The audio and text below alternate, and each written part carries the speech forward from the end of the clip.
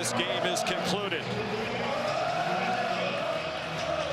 For Notre Dame, game 5 of 6 that they'll play this year against an ACC opponent, part of their scheduling agreement with the Atlantic Coast Conference that dates back to 2014.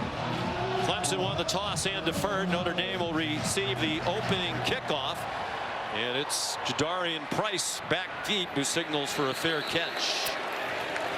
We mentioned a lot of injuries for Clemson. With more on that, we say hello to Molly McGrath. Well, Sean, it's just one of those years for Clemson. Head coach Dabo Swinney pointed out there are 10 injured players out today who would have started or contributed significantly in this game. Headlined by running back Will Shipley, who's out in day-to-day with the concussion sustained last week. Left guard Marcus Tate suffered a season-ending knee injury in practice this week, and a depleted secondary suffers another blow. Veteran safety Jalen Phillips out with a shoulder injury that he's been battling for some time now. The players tell us right now they're just playing for pride, guys. It's Sam Hartman at quarterback for Notre Dame. Audric Estime, the running back, one of the best in the country, and that front for Clemson ready for him. It's the true freshman Peter Woods with the stop. We expect to see a lot of young players on defense against Sam Hartman in his first and only season at Notre Dame after 5 at Wake Forest, having a very good year. 5 interceptions. They all came in 2 games.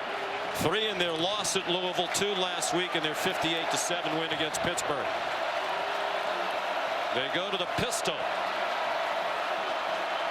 Hartman was 0-4 as a starting quarterback against Clemson. His Wake Forest teams were 0-5. How about that run by Estime? A couple of leaps over tacklers. And he's all the way out to the 49-yard line. And just a great job, too, by the offensive line. Look at the pulling guard and tackle.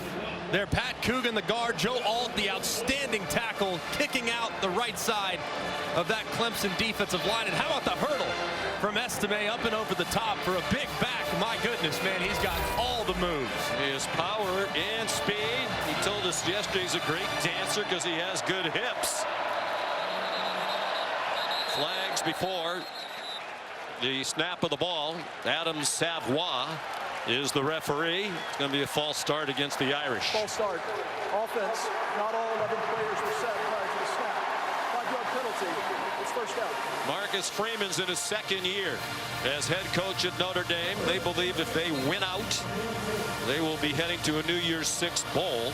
Hard to imagine they wouldn't be. They're 7-2 right now. And that win against Clemson is the highest ranked opponent against which Freeman has led the Irish to victory. They were number 5 last year. They went to South Bend and lost to the Irish. They were 8-0. And Clemson is 7-7 since. Here's Estime again. All the way inside the 30-yard line of Clemson. Run down by Andrew Makuba, the safety. 26 more for Estime. Just a great matchup of good versus good. The defensive line for Clemson has been outstanding all season long, but this Notre Dame offensive line has really progressed these last few weeks. Joe Alt's been terrific at left tackle, and the guards are continuing to get more experience. They get Estime on the edge for another nice game. They believe they have the best tandem of tackles in Joe Alt, the left tackle, and Blake Fisher, the right tackle, in the country. The guards are first-year starters, and as you said, Greg, they've really come on as the year's gone along. Jadarian Price, the ball carrier, stopped by Tyler Davis, veteran member of that defensive front. The Clemson defense has played well, holding opponents to 21 points per game, despite the fact that the offense has put them in difficult situations over and over and over again by virtue of the turnovers. They have a lot of really talented young pieces, too, and here down the stretch, they'll be able to really assess what they have with some of the freshmen playing pivotal roles on defense. 2nd and 7. Sent out wide by Hartman and buried. Chris Tyree. Andrew Makuba, the very talented junior safety from Austin, Texas, dropped it for a loss of 3. And the throw from Hartman just a little bit off the mark. You see him throw to Tyree, who has to adjust his body, takes his momentum backwards. And Makuba goes up and makes an outstanding tackle. Spencer Schrader has a huge leg. Jabron Payne has come on the field at running back now for the Irish. He gets the carry, lowers his head, and got chopped down well short of the first down at the 25-yard line by Kylan Griffin. Another true freshman who'll see more action due to those injuries delineated by Molly. He hasn't even played a snap in the last 3 games, but he's out there to start today. So here's Schrader. There is 0 breeze to speak of. This will be a 43-yard try. He's 10 out of 15 in his first year at Notre Dame after 4 at South Florida. Bryce McPherson, the punter, is the holder, and that one is good. That one almost landed in Greenville. 3 points on the opening possession for Notre Dame. It'll be Cade Klubnik's turn on offense when we come back. Here, more driven. Not a cloud in the sky over Memorial Stadium. 61 degrees right now. A lot different than the last time Notre Dame was here in 2015. An epic game played in Hurricane Joaquin. A torrential rain throughout. And a 2-point Clemson victory. Really changed the trajectory of the program, according to Dabo Swinney. The kickoff from Schrader is a touchback. So here comes Clemson for the first time on offense, led by the sophomore from Austin, Texas, Cade Klubnik. Just turned 20 years old last month. 64%, 243 yards per game. Passing, he's also an effective runner. The problem on their offense has been turnovers. They've lost 15, including 10 fumbles. Only Nebraska has lost more fumbles nationwide. Phil Maffa, he'll see the bulk of the ball carrying today without Will Shipley, and he ran into J.T. Bertrand, the linebacker, the leading tackler for Notre Dame. Obviously, you never want to be without Will Shipley, but Phil Maffa and the running back group as a whole, they feel like that's one of their deeper position groups. And Maffa, while not necessarily the home run hitting ability that Shipley has, very patient runner and difficult to bring down as he hits the hole. Averages 6 yards per carry. He got 10 on the first one. He gets 5 on that one. 6'1", 230 is Maffa. There's Shipley on the sidelines. Their leading rusher, their 5th leading receiver, their leading kickoff return man. Guy who helps Clemson in so many ways, but suffered a concussion last week in their loss at NC State and still not able to go. They split Maffa out wide, and the throw over the middle is incomplete.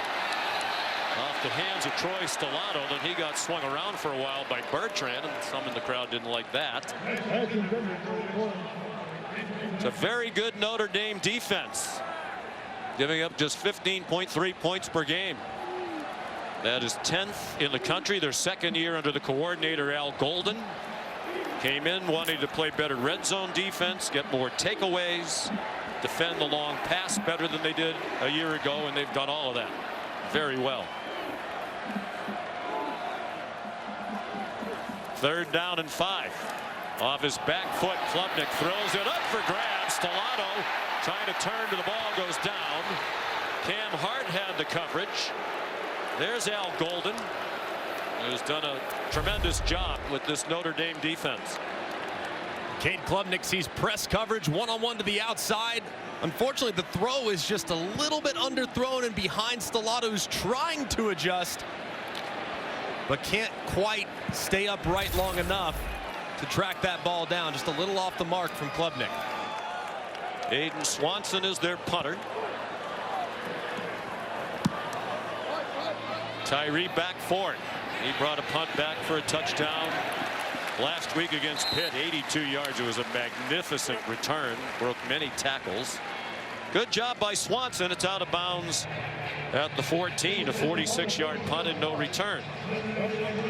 Well, there are the numbers we talked about for Sam Hartman, who played well against Clemson. Our group did that game last year in Winston-Salem, and it was a shootout.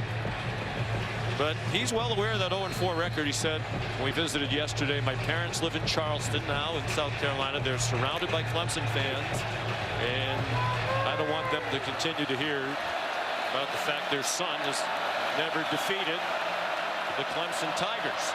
It's a personal one for sure. Audric Estime had a big opening drive, and he starts this one with a run of about 8. Barrett Carter made the tackle. Estime averages 100 yards per game on the ground, and he's on a pace to blow by that with 57 already on 4 carries. I'm so impressed with Audric Estime. Early in his career, just the big body back, more of a thumper. My goodness, he's gotten so much more patient, has terrific top-end speed, and has really rounded himself into a well-rounded back that can also be a factor in the passing game. Needs 99 yards for a 1,000-yard season. They were ready for him that time. He got stood up at the line of scrimmage by DeMonte Capehart. Man, and you'll see Capehart working right against Zeke Correll, the center, and he just walks him right back as Capehart, big body at 320 pounds, an excellent run stopper, and he shows it off right there with the power and strength inside. Loss of 2.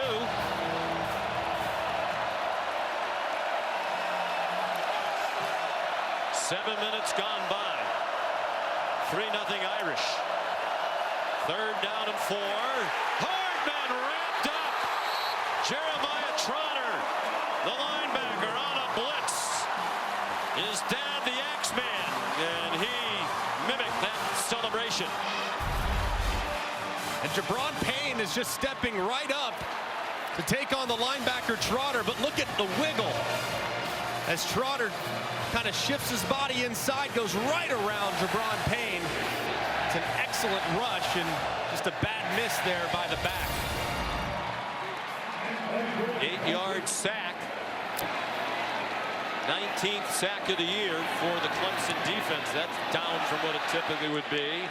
Line drive punt by McPherson, and Green escaped and made it to the Notre Dame 40-yard line. Looked like it was going to be no yards on the return. Instead, it was 16 on a 44-yard punt. Jack Kaiser made the tackle. Live Moss Student Section of the Year. Download the Taco Bell app to learn more. Well, despite the 4-4 record, these fans still in good voice here in the early afternoon. And Green's longest career punt return, 16 yards, has the Tigers at the Notre Dame 41. It's an Irish blitz. Maffa ran right by it. Phil Maffa, touchdown.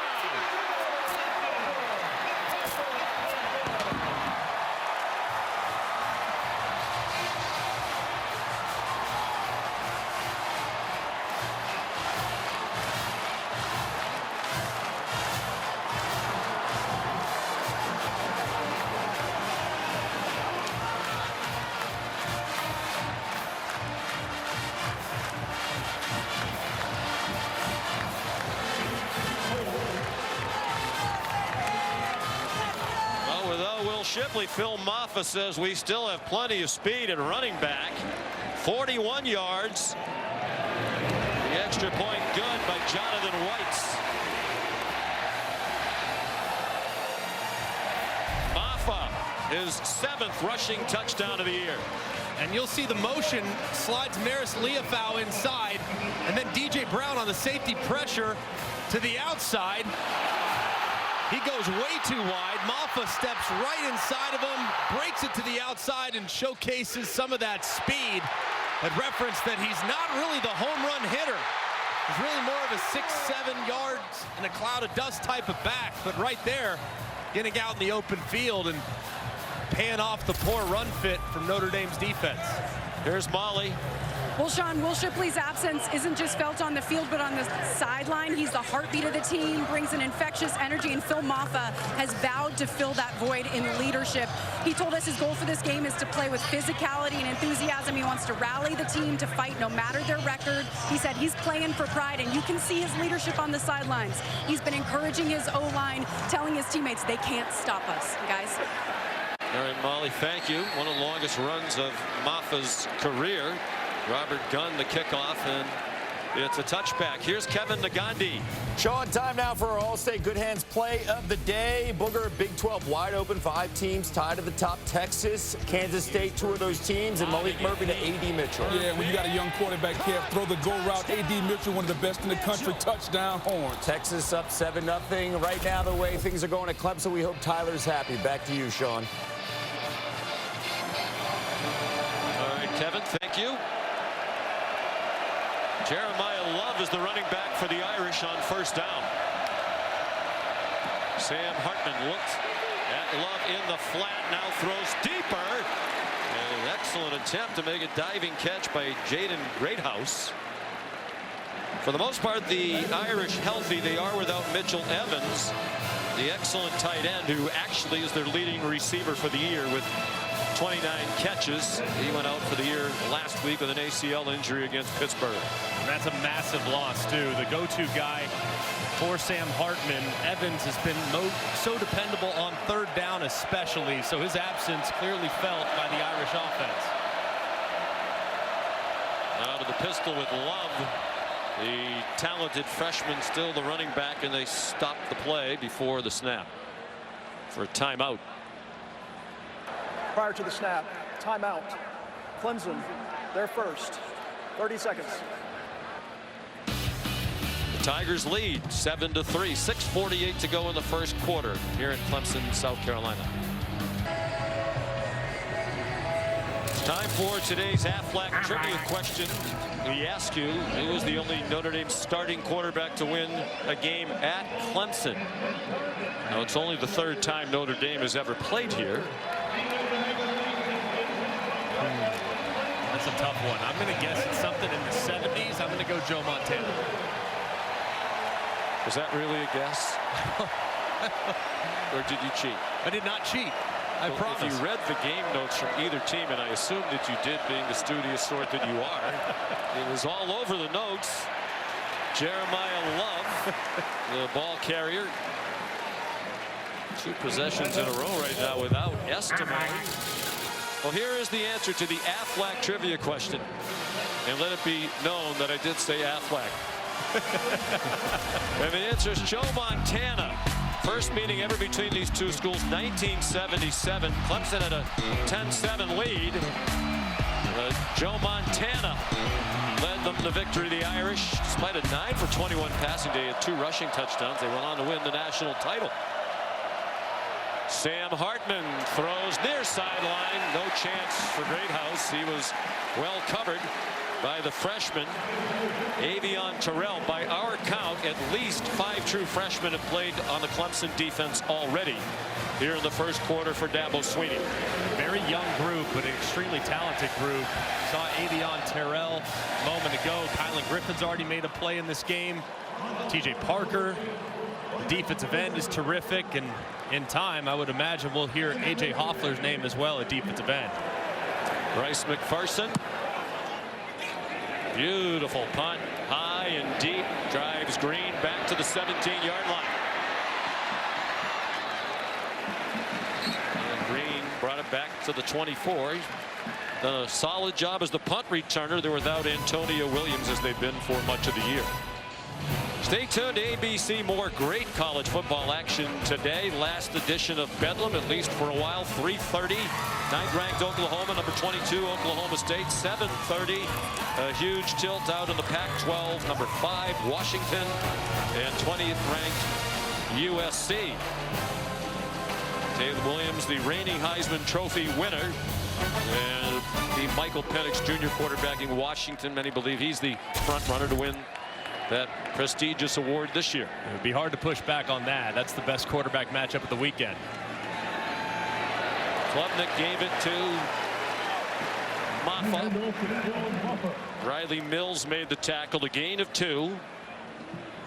Has to be so encouraging for offensive coordinator Garrett Riley to see the offensive line for Clemson, a group that's been much maligned, very, very average all season long. Have been without some pieces with Walker Parks. Marcus Tate, the left guard, is out today. So they're getting some push against what is a formidable front.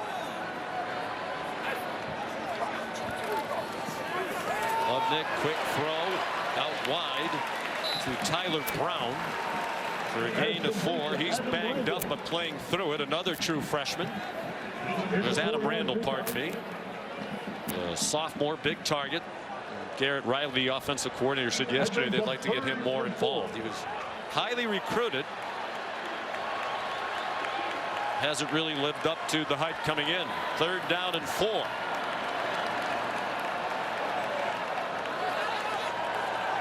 Notre Dame showing blitz. They bring pressure, and the pass incomplete. Intended again for Randall.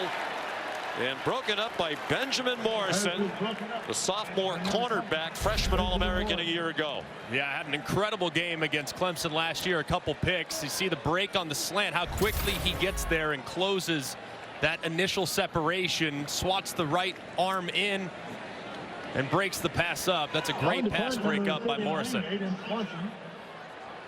Here's Tyree. Chris Tyree, back 8.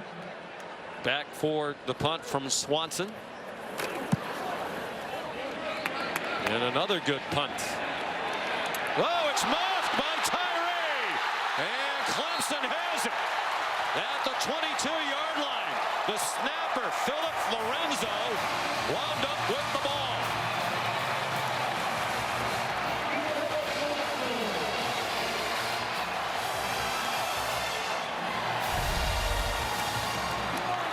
Tyree, one of the best players on the Irish team, gets a little bit off guard. Looks as if the ball hits the bottom of his face mask as he's trying to corral it. Dabo Swinney loving what he's seeing, because these are the mistakes that his team has been making these last few weeks. And now, excellent starting field position for Cade Klubnik and the Clemson offense. Notre Dame brilliant on special teams. Tyree perhaps bothered by looking into the very bright sun here in the early afternoon. Great field position. They're at the 22. Maffa running behind a patchwork offensive line. 7-yard gain. Can continue running the football like this. They won't be able to put too much pressure on Cade Klubnik, but the red zone woes have been significant. Got to continue to create seams in the run game because these windows have been small and Klubnik struggled. Given time, Klubnik over the middle, and it is incomplete and almost intercepted by Xavier Watts. He was trying to get it to Sage Ennis, a tight end. And Watts, who already leads the nation with 6 interceptions, nearly had number 7. He's had 2 in each of the last 2 games. First Notre Dame player ever with multiple interceptions in back-to-back games. He's been terrific. A guy that was a converted wide receiver, still has the receiver hands, but has unbelievable instincts for a guy that hasn't been playing safety very long. 3rd down and 3. Here's Maffa. Delivers a blow to Morrison and picks up the first down. 1st and goal at the 9. A couple times now, Maris Leofau has been in position to make a play, but Maffa showcasing the strength. As this time he breaks through the arm tackle of Leofau and finishes over the top of Morrison to convert on 3rd and short. 71 yards rushing for Maffa. Showing nifty footwork as he works his way to the 4-yard line. He averages 55 yards per game as Shipley's backup. And he's already passed that number here in the first quarter. He's averaging 11 yards per carry. In the past, Garrett Riley's gone with some zone read concepts down here, giving freedom to Cade Klubnik to read the end man on the line of scrimmage. Because of some of their miscues and fumbles, they've kind of drifted away from those and have been a little more predictable with the downhill run game. They like quarterback draw down here as well. Klubnik waving frantically, and they finally use a timeout after all the histrionics. Clemson, their second. 30 seconds.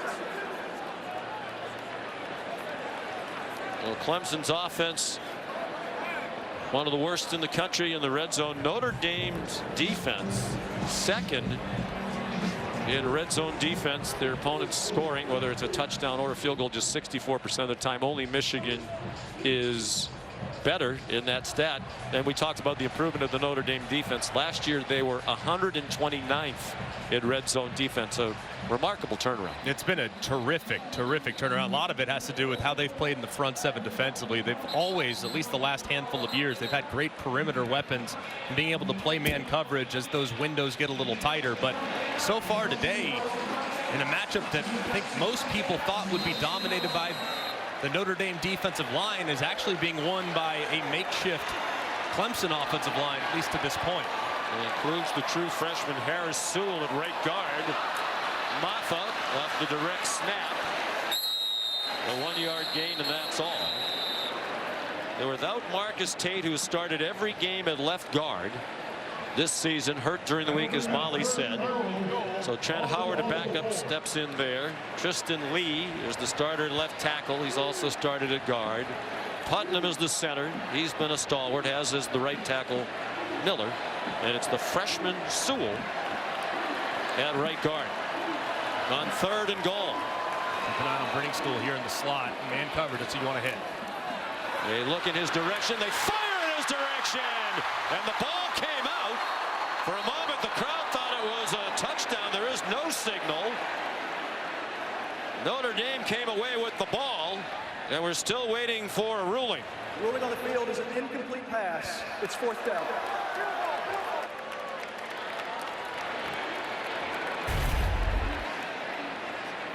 As you could see, pretty decent coverage there by DJ Brown. The ball is really well placed. I wonder now, does he complete the catch?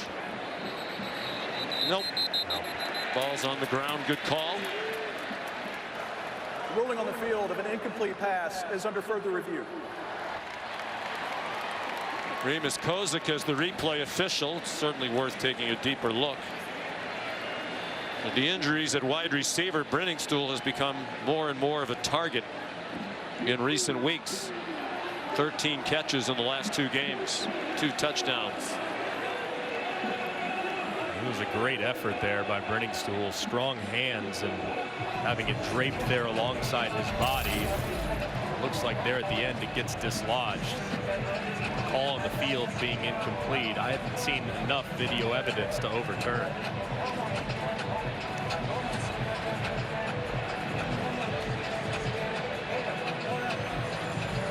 After further review, ruling on the field stands.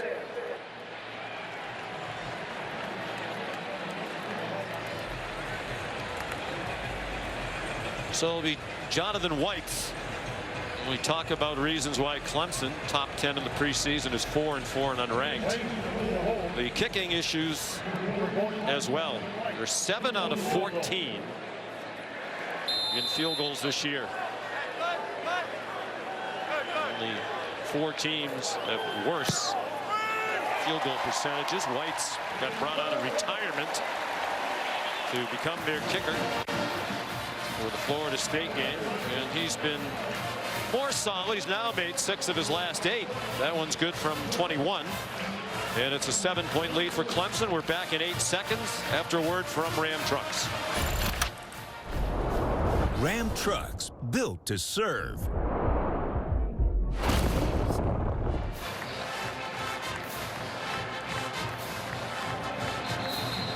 Sean McDonough, Greg McElroy, and Molly McGrath. Clemson, South Carolina. 8th meeting all time between 2 of the top programs in college football. Sam Hartman and the offense a little sluggish. Starting to wonder, we'll get Molly on it, about Audric Estime. He came out of the chute on fire in the last few series. It's been loved primarily at running back. Kickoff by Gunn as a touchback. We check in again with Kevin. Sean, AT&T 5G keeping fans connected as we take a look at our multi-view, which is showcasing a bunch of great games and events across our networks. ESPN right now got Ole Miss. They got Georgia next weekend. Right now up 7-0 against Texas A&M. ESPN2 Florida just tied things up and those All Blacks in the swamp as they take on Arkansas, Tennessee, SEC Network in control against UConn. And how about North Carolina? Tough couple of weeks with some losses. They're tied up with Campbell over on the ACC Network. Back to you. Boy, shades of last year for North Carolina. A great start and the awful finish. Estime is back on the field, back doing his thing. He ran out to the 31-yard line, perhaps the 32. They'll mark it at the 31 for a 6-yard gain. Everything in their offense runs through Audric Estime. So powerful and strong, and has great vision for a big back. Worth monitoring. Been very effective when he's been in, but for whatever reason, not much of a bell cow approach so far for the Irish.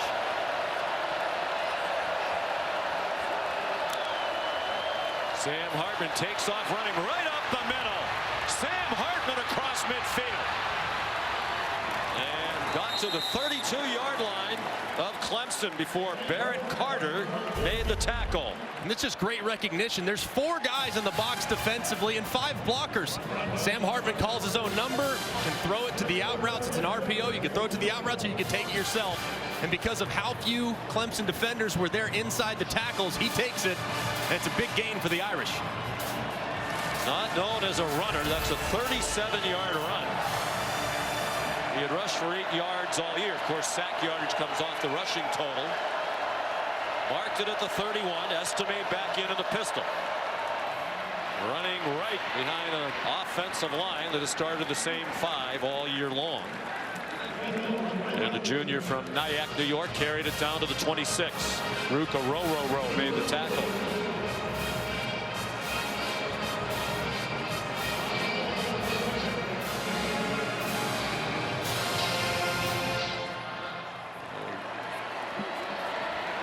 Don't have to run it again unless they want to. That run by Hartman, not quite the longest of his career, 42 for Wake Forest against Duke.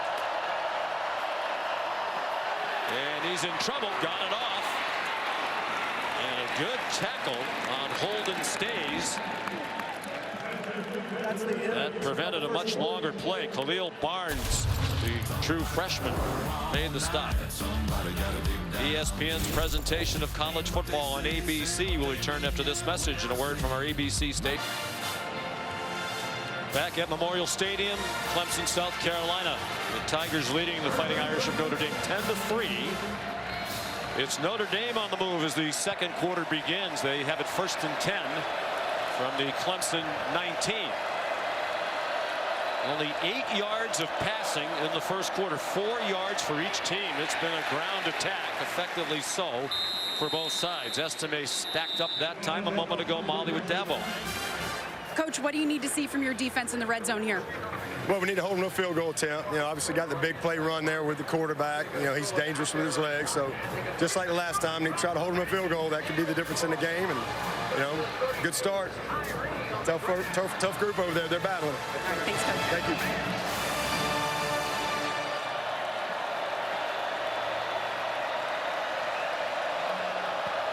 Three receivers to the left of Hartman. Estime, the running back, running left.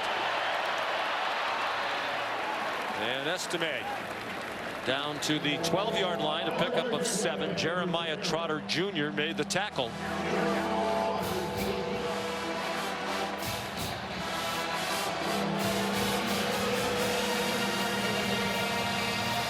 Third down and 3.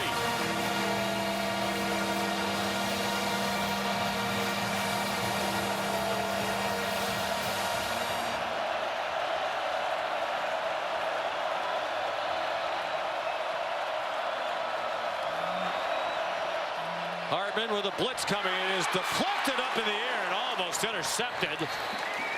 It was Xavier Thomas who got a hand on it and it fluttered toward a couple of Clemson players who couldn't corral it. Man, are they lucky too, because he's got Jabron Payne working from his left side across the formation. He's out in the flat. There's nobody there. If he hits Jabron Payne, he's likely going to find the end zone with relative ease. So a great job there by Xavier Thomas getting vertical and knocking that pass down. Schrader already connected from 43 in the first quarter. And no wind at all right now, and that one is as perfect as it can be. From 30. A couple of field goals for Notre Dame.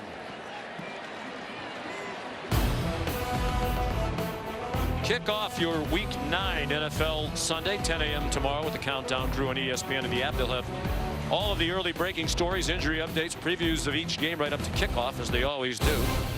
Then Monday Night Football caps Week 8, 8 p.m. Eastern Time. The Chargers and the Jets.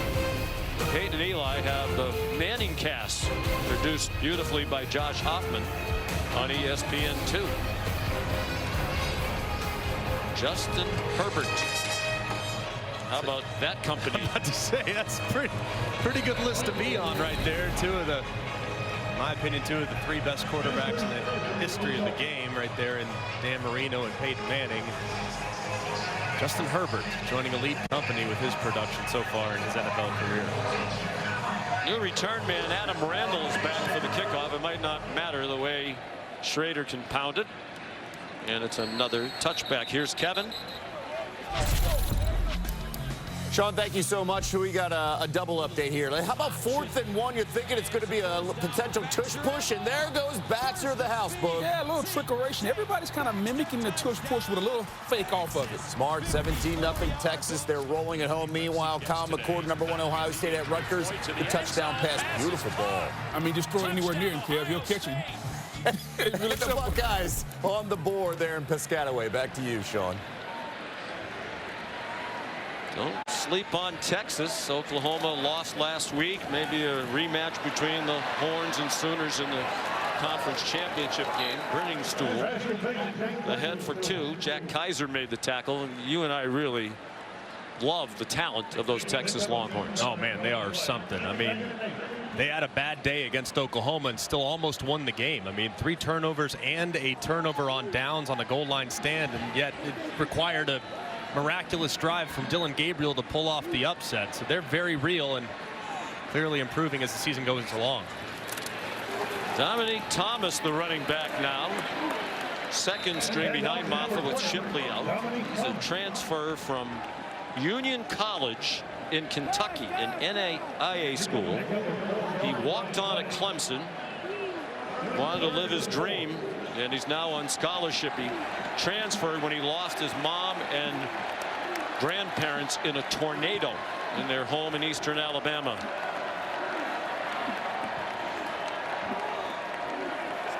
Third down and 4. It is Thomas, and he has the first down. Dabo Swinney said they knew almost nothing about Thomas when he arrived, but were impressed immediately. Particularly strong in the lower body with huge quads. Yeah, just 5'8", too, and 210 pounds. Low center of gravity and a pretty effective pass catcher out of the backfield. See the strength right there, working against the linebacker, beating him in space to convert first down. He's only 5'8", but 210. A lot of that in the lower body. 2 completions in a row for Klubnik after a 1-for-6 start.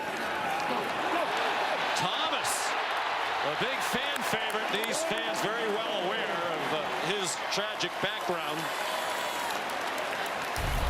And Howard Cross wins up front initially between the right guard and center. And Thomas, just too strong, spins out of the defensive tackle's wrap up and finds some open space. 10-yard gain. Pressure coming.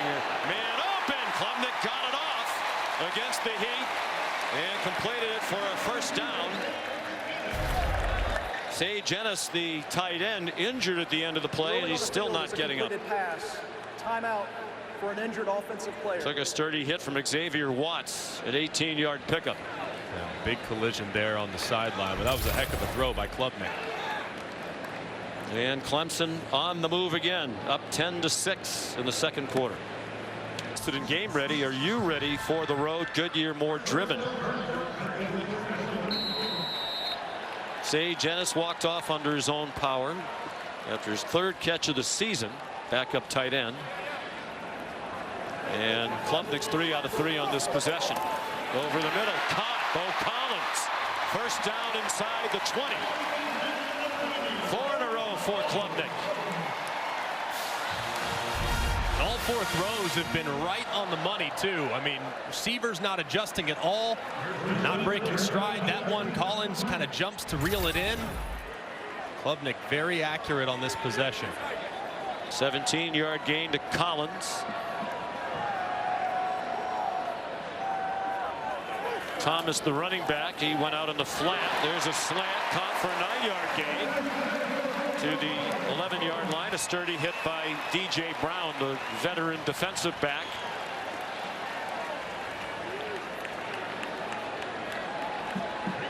In his 5th year in the secondary for the Irish.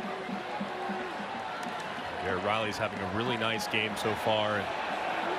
Distributing the football, getting a lot of guys involved and mixing in some good run looks as well. 2 catches in a row for Collins. 32 for the year.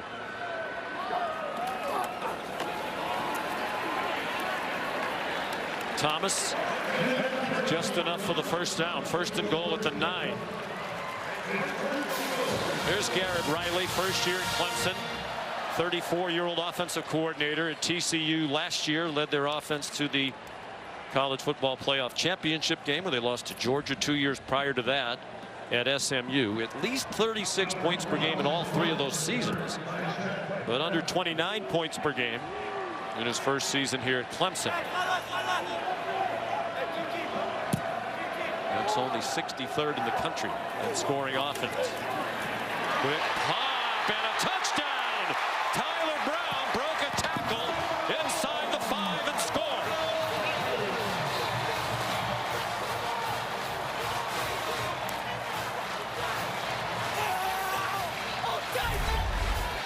All-out pressure called from Al Golden. They bring everybody, which means everyone on the back end is in a one-on-one situation, and normally against cover 0 you have inside leverage, and in-breaking routes are very difficult to complete, but Brown too quick that time, crossing face of the defender Clarence Lewis.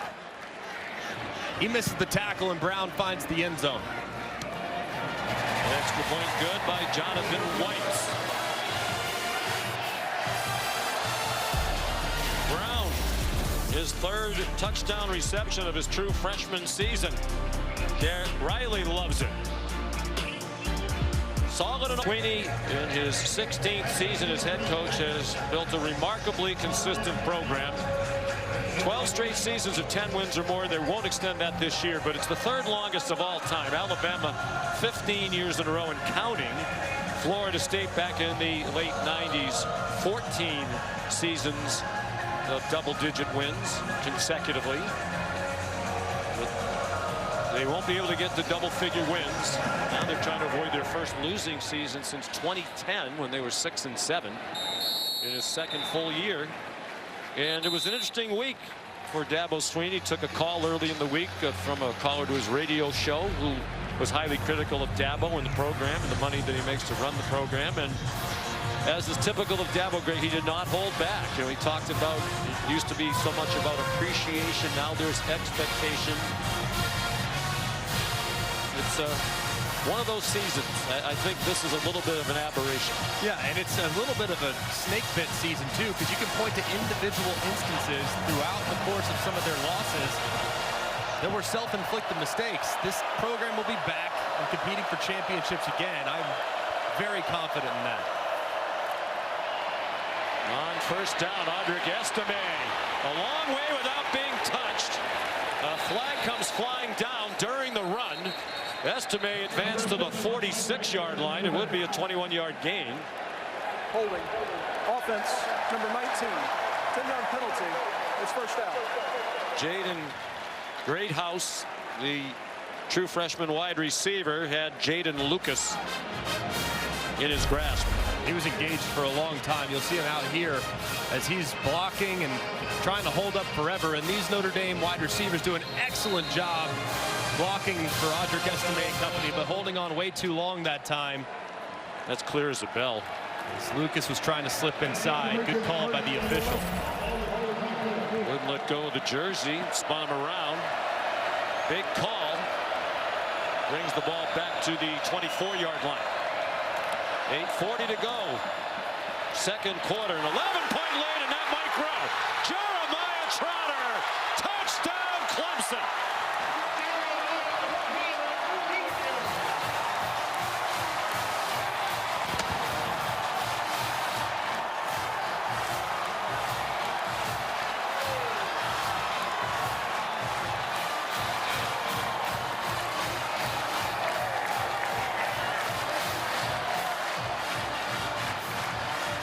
Second interception of the season for one of their team leaders and best players.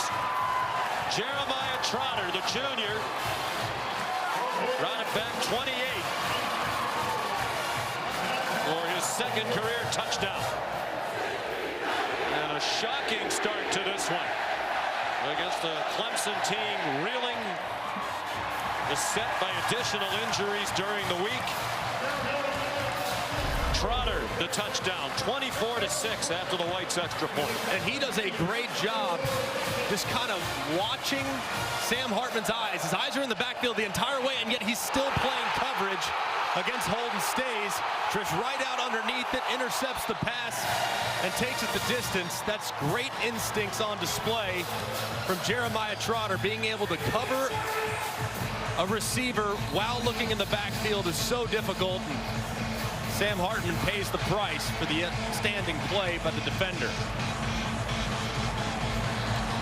Jeremiah Trotter, the son of the four-time Pro Bowler.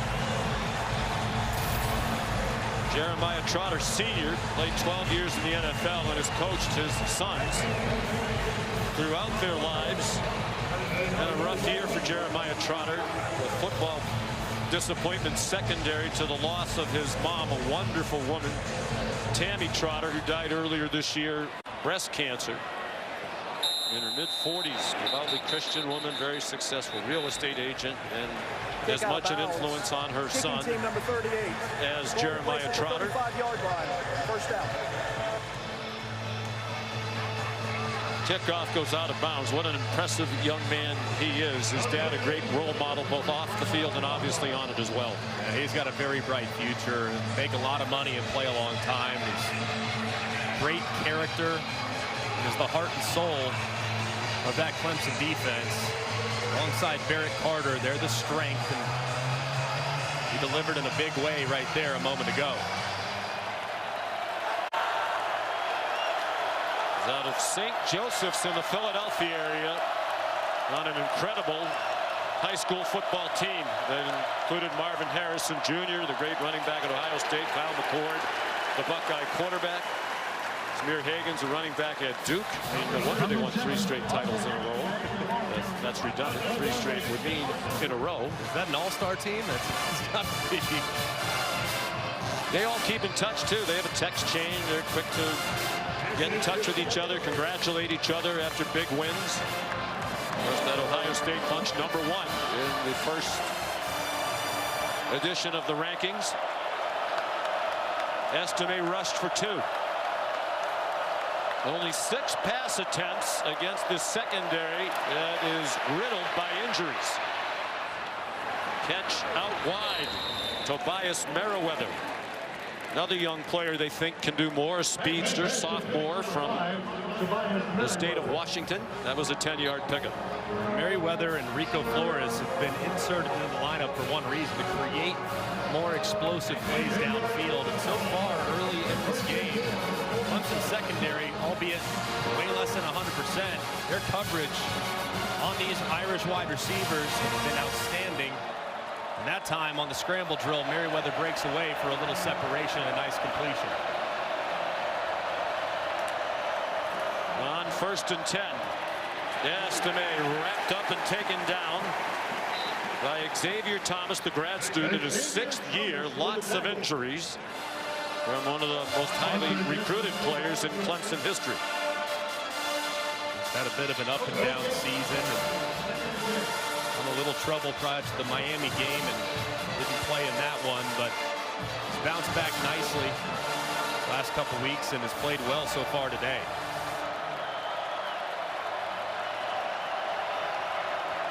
Estime, the running back.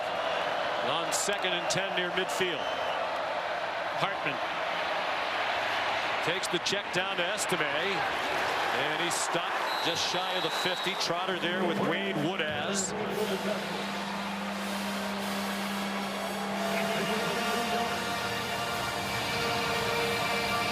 Four completions for Hartman for just 16 yards. Normally on 3rd down, when healthy, it was going to Mitchell Evans. I mean, he led the team in targets, receptions, and first downs created. So in his absence, you would expect him to look more in the direction of Chris Tyree, who's in motion across the ball, so if they can find a matchup for their most explosive slot receiver. They're 0 for 4 on 3rd down.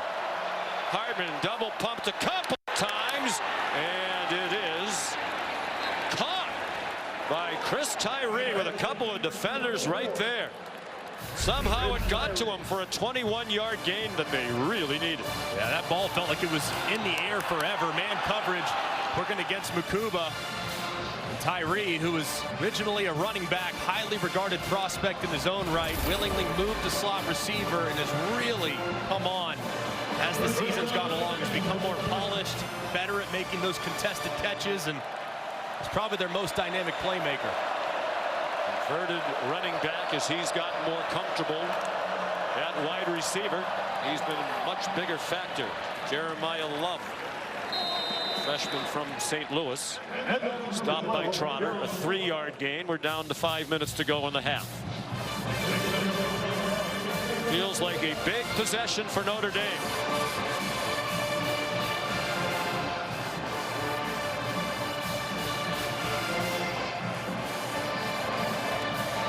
Again, the importance of the game for the Irish. If they win out, almost certainly in a New Year's Six bowl. One more loss, they're almost certainly not going to be in one of the biggest bowl games.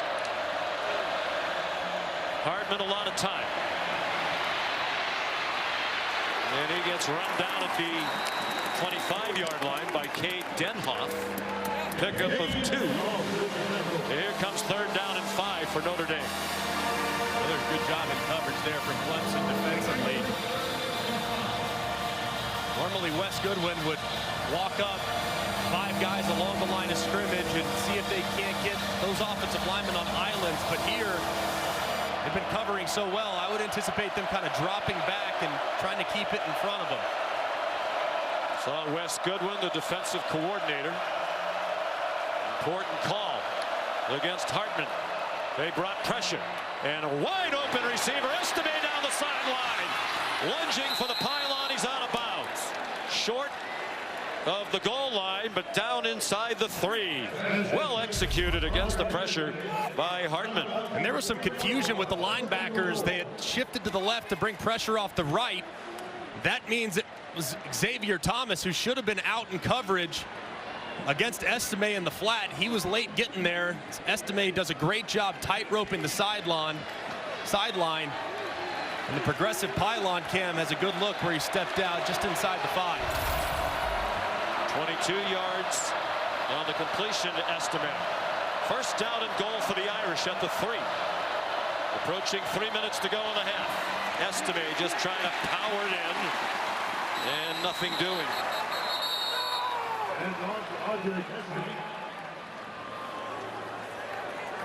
No gain on the play. Notre Dame here, you need to be a little mindful of the clock as well. Take your time. Yeah, I think that's why they're going very slowly. And ordinarily, you might say Clemson perhaps would use a timeout, save some time to get it back the way they found a rhythm on offense, but they only have 1 timeout left. Notre Dame has plenty of timeouts with 2.5 to go in all 3 timeouts. 10th play of the drive, 2nd and goal. Estime stopped short of the line to gain. Barrett Carter, one of the best players has ever played for Dabo Swinney, according to the coach. He made the stop.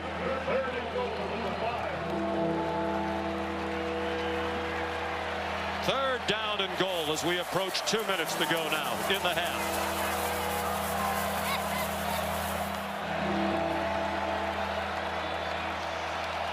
Ball is back just inside the 5-yard line.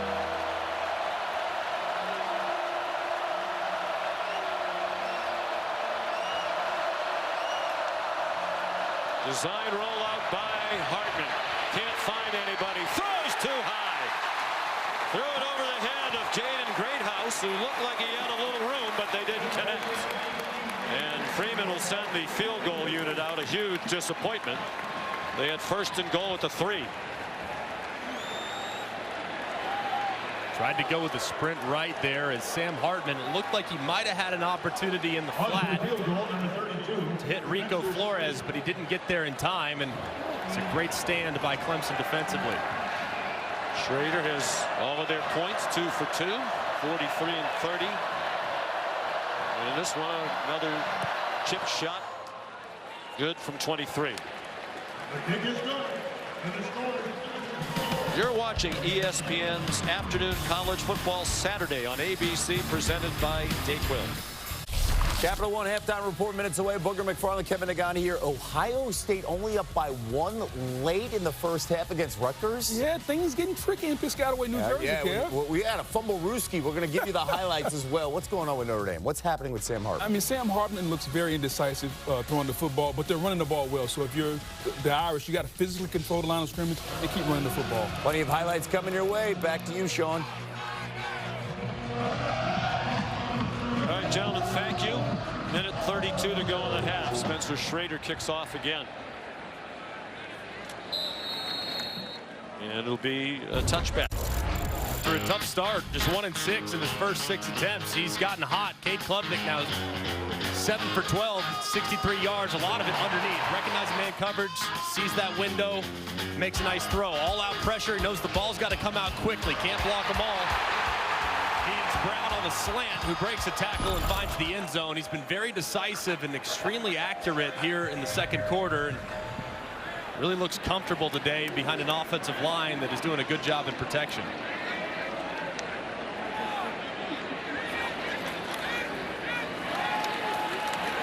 Here's Maffa. Ahead for 5. Here's Molly. Well, Sean, Cade Klubnik's momentum and confidence is felt on the sideline. He's usually pretty quiet and even-keeled, but after their last couple touchdowns, he was screaming, firing up the crowd. It's the most emotional I've ever seen him. He talked to Garrett Riley about opening up the passing game some more and talked closely with Bo Collins as well.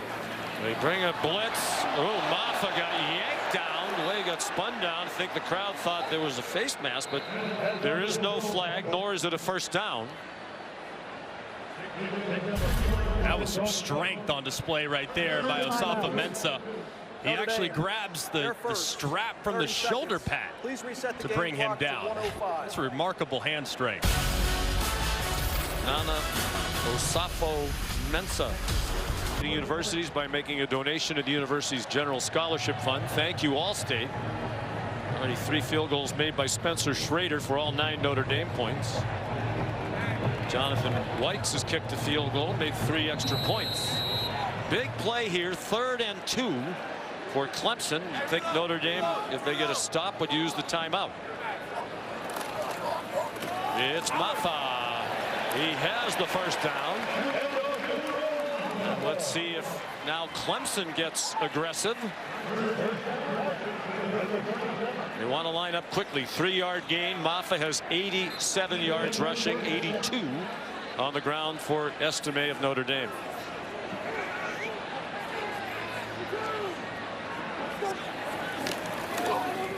Klubnik over the middle, caught, burning stool, and then it came out. A couple of times he couldn't hang on after he was hit. J.D. Bertrand delivered the blow, and Brenningstool is not getting up. And another big collision.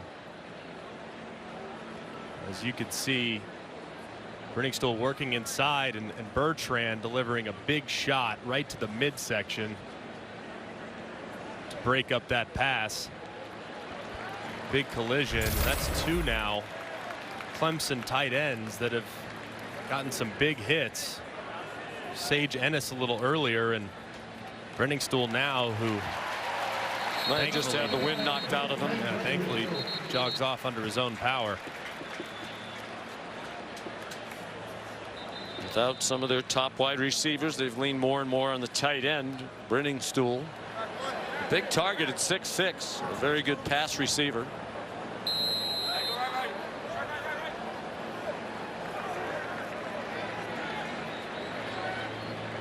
2nd and 10. Maffa, the running back. Design draw for Klubnik, and he got clubbed back at the 34.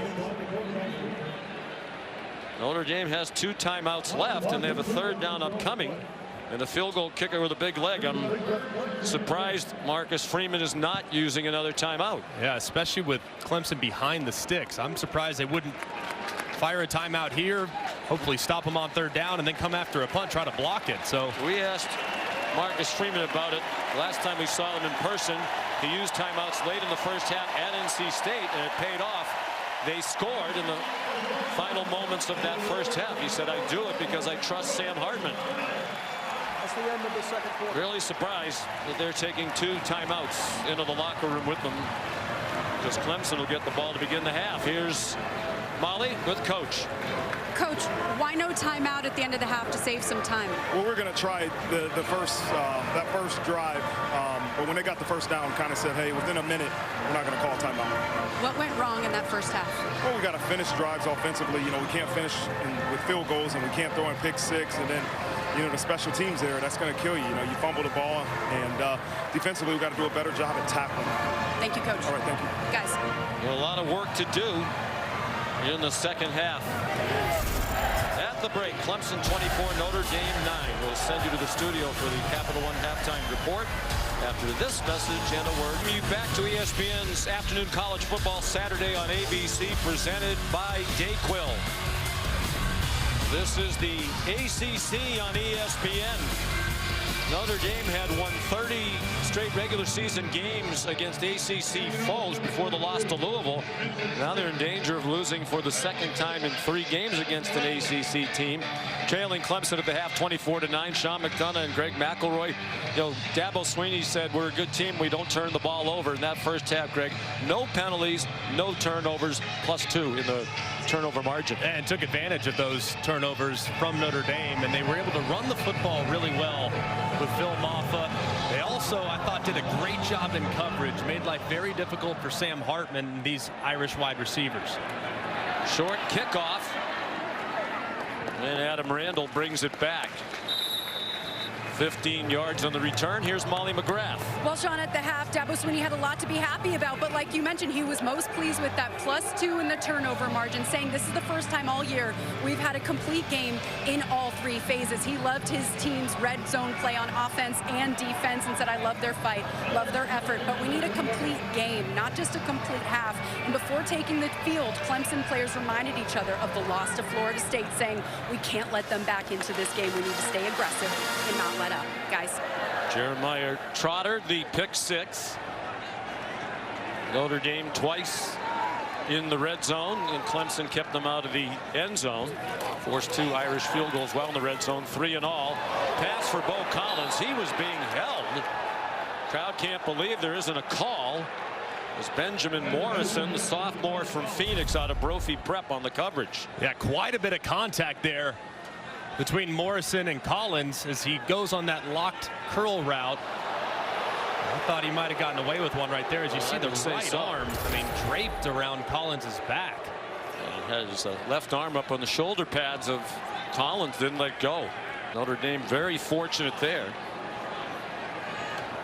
Now the Irish showing blitz from the left of Klubnik, and they bring it. Maffa ahead for 7. He might be heading for a career day. His career highs 106 against Louisville last year, his only career 100-yard game. And he's up to 93 today on 12 carries. Yeah, and they just couldn't tackle him in the first half. I mean, there were several opportunities for Irish defenders to drop him for little to no gain. And Phil Maffa filling in nicely for the injured Will Shipley as the featured back for the Tigers. Joined us late. Shipley out of action, a concussion last week, and their loss to NC State. Trouble with the snap. Klubnik still fielded it, and it's an interception off the ricochet. Xavier Watts again, and he's knocked out of bounds inside the 2. Bo Collins couldn't hang on. The first turnover of the game for Clemson. And it's Watts now leading the nation with 7 interceptions, and it all started with a low snap. Yeah, and Will Putnam has Howard Cross lined up right over the top of him in a nose guard position. That kind of forces the snap low. Klubnik tries to save it. The ball is pretty well thrown and probably should have been caught by Collins. Instead, it's batted up in the air, and the progressive pylon cam shows that Watts was hit just inside the 5. What a tremendous start for the Irish. Senior from Omaha, Xavier Watts. Xavier was a wide receiver for a long time during his time at Notre Dame. The nation's leader. That's his 5th interception in the last 3 games. Audric Estime to the goal line. Touchdown, Notre Dame.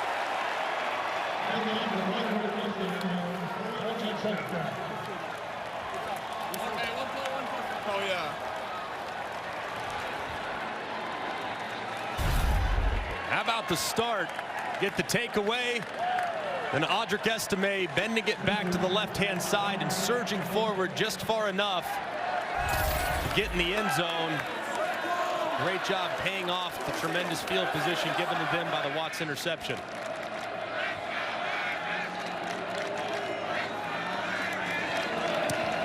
Schrader the extra point.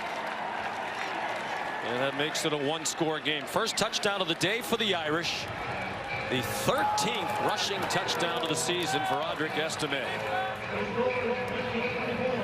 Xavier Watts has been one of the great stories of college football this year. Started his career as a wide receiver.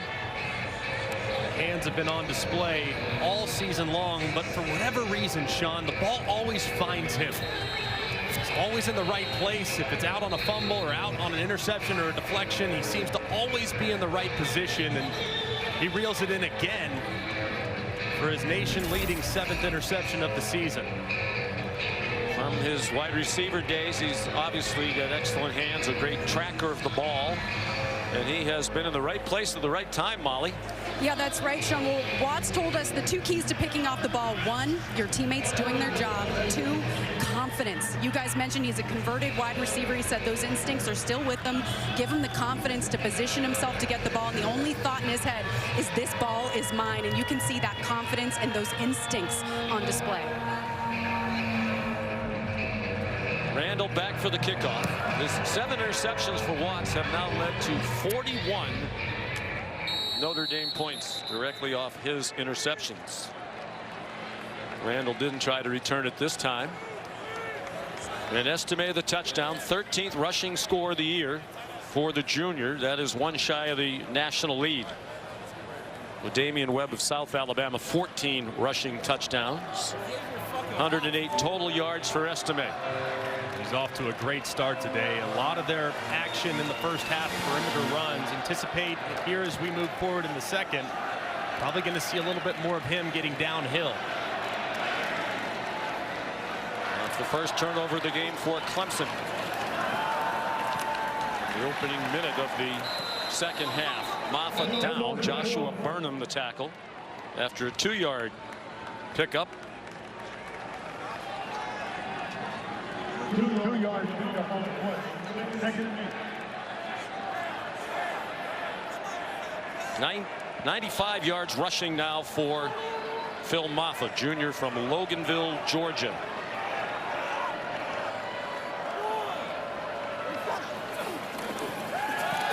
Klubnik over the middle. Brenningstoll has a first down. 38-yard line where Maris Leofau made the tackle, the pickup of 11. So far, Garrett Riley's done a great job of recognizing when Notre Dame is in man coverage. That's their primary coverage. That's who they are. But when they've found Brenningstool against linebackers and safeties, they've looked in his direction. And for the most part, the receivers have created decent space against excellent cornerback tandem. Maffa into the boundary. Maffa across midfield. And that could well be now a career high for the junior running back. DJ Brown the tackle.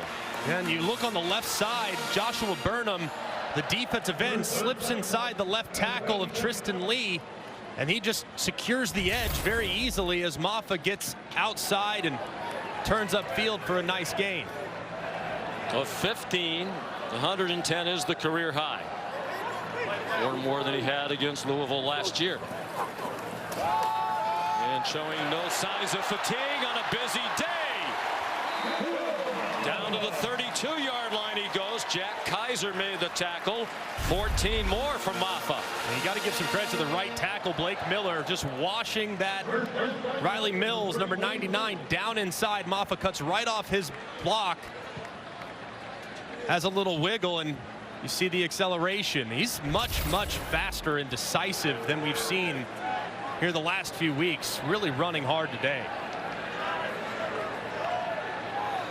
Off a good game last week at NC State as well when he rushed for 84 and 2 touchdowns. Klubnik on target.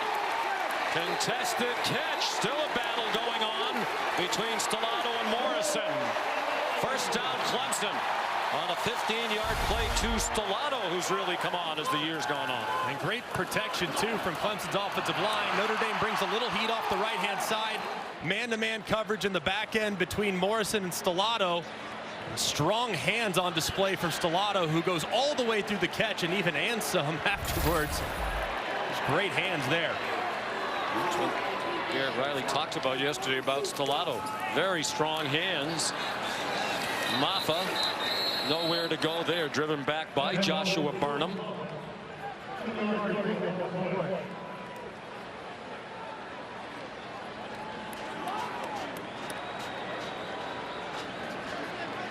Tackle on the play, Joshua Burnham.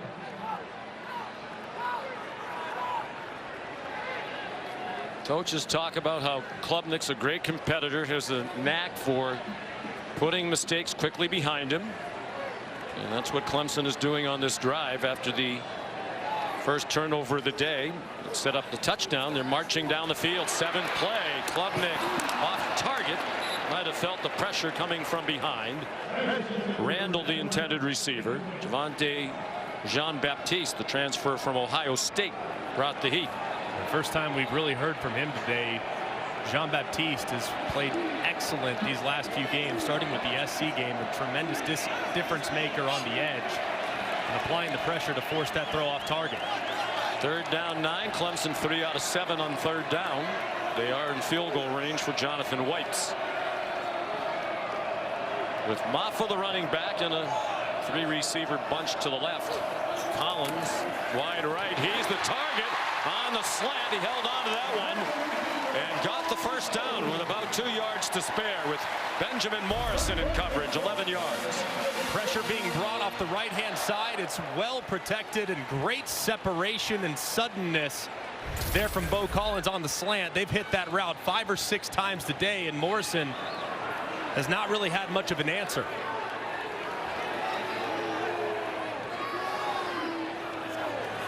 Maffa and Thomas in the backfield. They fake it there into a crowd. Flag down.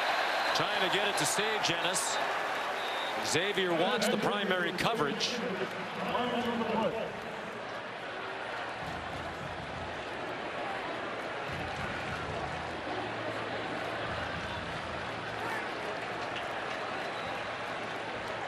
Pass interference. Defense number 0. Ball be placed at the 2-yard line with an automatic first down. This is a good call by the official. Watts, guy had the interception earlier, engaged initially with Sage Ennis, who tries to break free on the slant. Aggressive pylon cam shows that left arm around the back of Ennis, and it's a good call. So 1st and goal. Maffa driving. Did not quite get in. At least not yet. Crowd down by that goal line celebrating. Maffa thought he got in.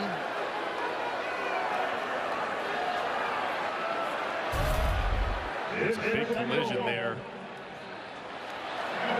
Jack Kaiser and a couple other Irish defenders, but it does look as though Maffa's just short of the line to gain.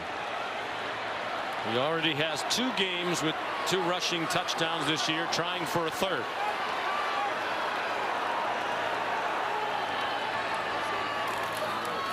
Here he comes again, hit in the backfield. Jack Kaiser the penetration, and that one is a slight loss.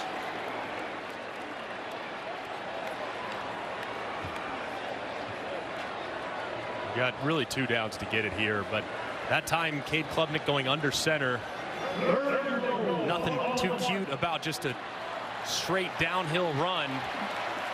With how Notre Dame is currently selling out, they've had some effectiveness the last couple of weeks with designed quarterback run, direct snap, and maybe that's what they opt to go with here on 3rd and short. 11th play of the drive. Not sure it's 4-down territory, given a field goal would make it back to a 2-score game. Maffa, they don't have to worry about that decision. Touchdown, Phil Maffa, having a career day.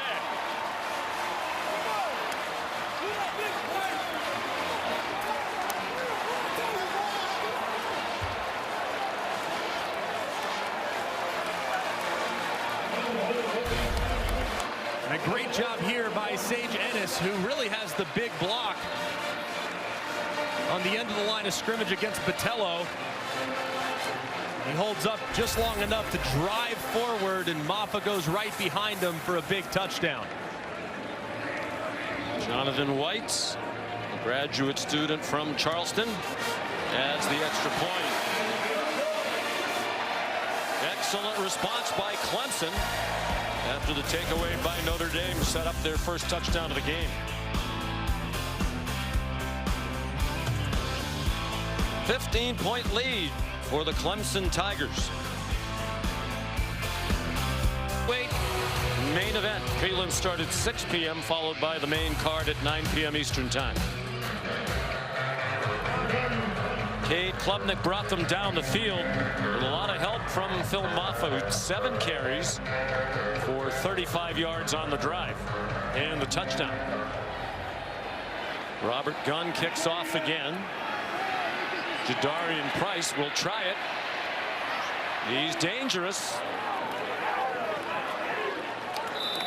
He brought one back 99 for a kickoff return touchdown against USC. That one's 26. Audric Estime continues to star in the bell cow role for Notre Dame. Great job there up front by the offensive line. The left side pulling Pat Coogan, the left guard. Joe Alt pulling. How about this one? Joe Alt pulling from the backside left tackle on a stretch zone to the right. He still gets out in front. Reason why that guy's going to be a multi-millionaire in about 4 months. And Estime powers through the tackle of Woodaz for the touchdown on the opening possession of the second half for the Irish. Notre Dame down by 15, 8 minutes to go, 3rd quarter. Sam Hartman over the middle, wide open receiver. Rico Flores Jr., who can really run, swung down inside the 40 by Kylan Griffin.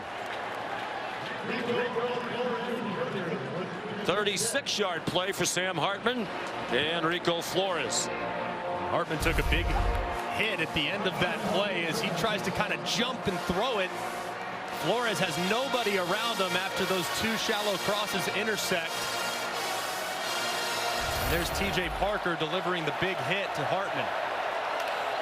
More than midway through the 3rd quarter now. Here's Love. Breaks tackles. Looked like it might be a loss. Instead, it's a quality gain. 6-yard pickup for Love. Their 2nd leading rusher on the year behind Estime. He is so explosive with the ball in his hands, and he's got great make-and-miss ability. Really nice acceleration after he cut back inside. Notre Dame quickly on the move. This is just their 4th offensive play of the second half. And it's another completion. Tyree. That time Makuba did not miss a tackle as he did on the previous play. Gain of 8. That's a great tackle by Makuba. Similar play they just ran to Flores that was out the gate. Just shallow cross underneath, and Jared Parker, the offensive coordinator, clearly has found something he likes on this drive.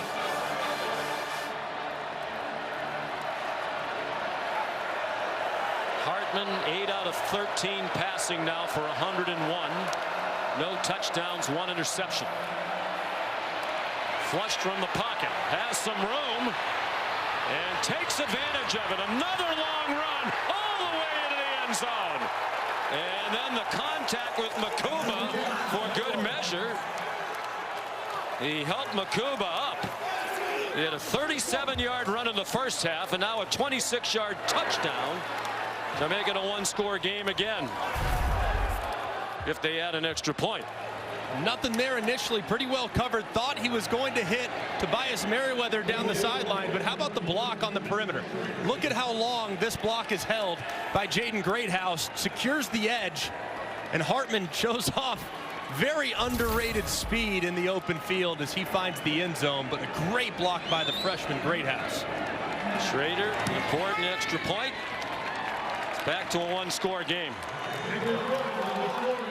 Sam Hartman trying to beat Clemson for the first time in his 5th try as a starting quarterback. Looked like he might head out of bounds. Saw more green grass. Took it in the end zone. This morning in much of this part of the country, beautiful part of the United States. Now it's 70 delightful degrees. And a good game. And a nice rivalry in recent years. Notre Dame and Clemson. The Irish just scored to get back within 8 points. Schrader. And Randall lets it bounce. Here's Molly. Well, Sean, Dabo Swinney told us no matter the record, this team was going to fight. And you can see on the sideline, Clemson is playing with incredible effort. After that touchdown, running back Phil Maffa and some O-linemen were getting oxygen. You can tell they are putting their all into this game. And Maffa told us they may not be playing for a playoff spot, but they're playing for something much bigger than that. He said they are playing for pride, and that is translating onto the field today, guys.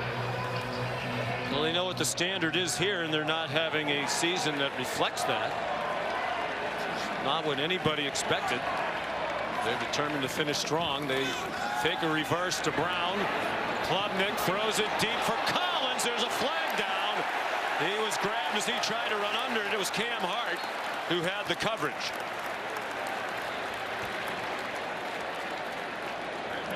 Pass interference. Defense number 5. 15-yard penalty with an automatic first down. Against the veteran Hart, making his 30th career start. Great recognition there by Klubnik. Plays really designed to just be a dump into the flat. Instead, he sees Collins, who gets behind Hart, who has to tug the jersey to come back up. But if he didn't, that's likely going to be a completion because of how well the ball was thrown. So a good call by the official, but probably at the same time, pretty smart penalty there by Cam Hart. 15 yards from the line of scrimmage, which is now the 40. 4 penalties assessed to Notre Dame, still none against Clemson. Wide receiver screen to Stellato, a sophomore from Fort Lauderdale. Has been bothered by injuries. We said to Garrett Riley yesterday, boy, Stellato's come on. We really didn't know a lot about him until recently, and Garrett Riley said, neither did I.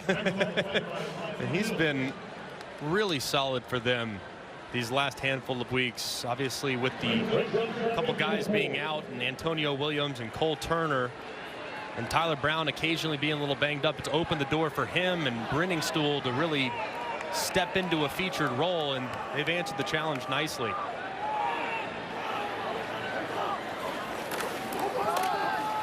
Back to Maffa, still breaking tackles. First down. Into Notre Dame territory. Credit the tackle to Jordan Botello.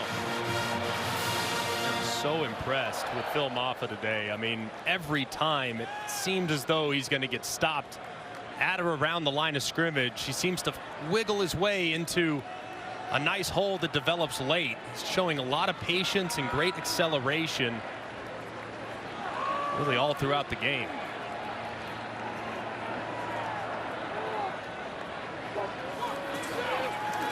Klubnik got hit as he threw, and it was deflected by the Notre Dame defense. Kaiser went diving for it. Bertrand was nearby as well. A couple of the veterans, both of them graduate students on the Notre Dame defense. Man, this is big time here by Riley Mills. You see him working against Trent Howard there at left guard. Tough matchup for Trent Howard. Riley Mills used to be an edge guy, and his body, according to Al Golden, just wouldn't let him stay as a defensive end. They slid him inside, and he's become very disruptive at 6'5", 300 pounds. Maffa stopped right at the line of scrimmage by Mills with help from Gabriel Rubio, a backup up front. Last time they were in a similar defensive set, They took Howard Cross, number 56. Riley Mills out of the game for now. They took number 56 and lined him up right over the center. And it caused some disruption with a low snap. Let's see if Howard Cross engages with Putnam again. 3rd down and 10, 4 minutes to go, 3rd quarter. Klubnik, short throw. They need a lot of run after the catch. And it was Stellato broke one tackle, but then stumbled down short of the 1st down. I love to see the sportsmanship on both sides, players helping each other up. 6-yard gain and a decision now for Dabo Swinney. And the offense is staying on the field. 4th down and 4. They've had a lot of success today working slant routes to their X receiver. Let's see if they try to work one right here. This time it's Adam Randall on the perimeter. It is a quick kick by Klubnik. And it's down inside the 5. Terrific call by Dabo Swinney and executed perfectly. This is Eckrich Statement Saturday. Buckeyes back on top 14-9. Sean? All right, gentlemen, thank you. Here it's Notre Dame down by 8 with the ball from their own 4 after the quick kick. Estime gets a couple. Here's Molly. Well, Sean, bad news for Notre Dame. Zeke Correll, their center, is out with a concussion suffered in the 1st half. He's not even here on the sideline, so Andrew Kristofic will move over for him. And now he is down with an injury as well, Sean. They're grabbing at his right knee. Kristofic, a graduate student, experienced backup. But they would have to go to Ashton Craig, the sophomore, the 3rd-string center, who's warming up on the sideline with Hartman.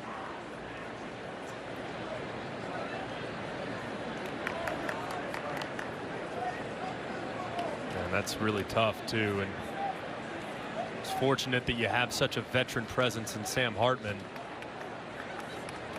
to be able to handle the communication up front, but to rely on a young freshman deep in your own end, it's a really tough spot to enter the game.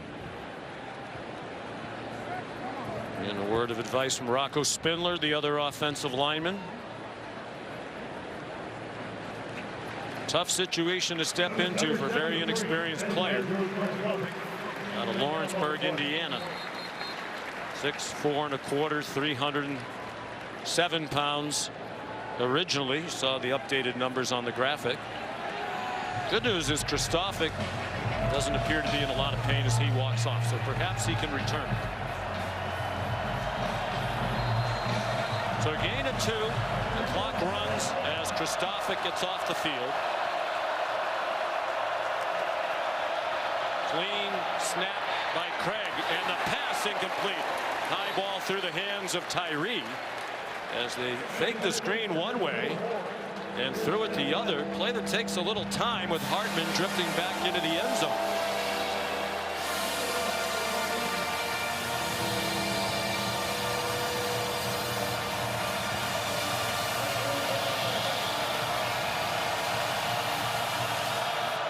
Notre Dame just 2 out of 7 on 3rd down. 3rd and 8. And plenty of noise from the sellout crowd, more than 81,000. Out of the end zone, Hartman, flags fly as his receiver Tyree got tangled with Avion Terrell. And the crowd thinks it's going to be offensive pass interference. That's the gesturing from the Clemson sideline. Pass interference. Offense, number 19. Well, Jaden Greathouse, who's been flagged a few times today. Greathouse is engaged with Makuba there on the edge, trying to create a little bit of a rub for Tyree, but he is way too physical with Makuba, and it was a pretty easy call for the official. And now a big situation for Bryce McPherson out of his own end zone.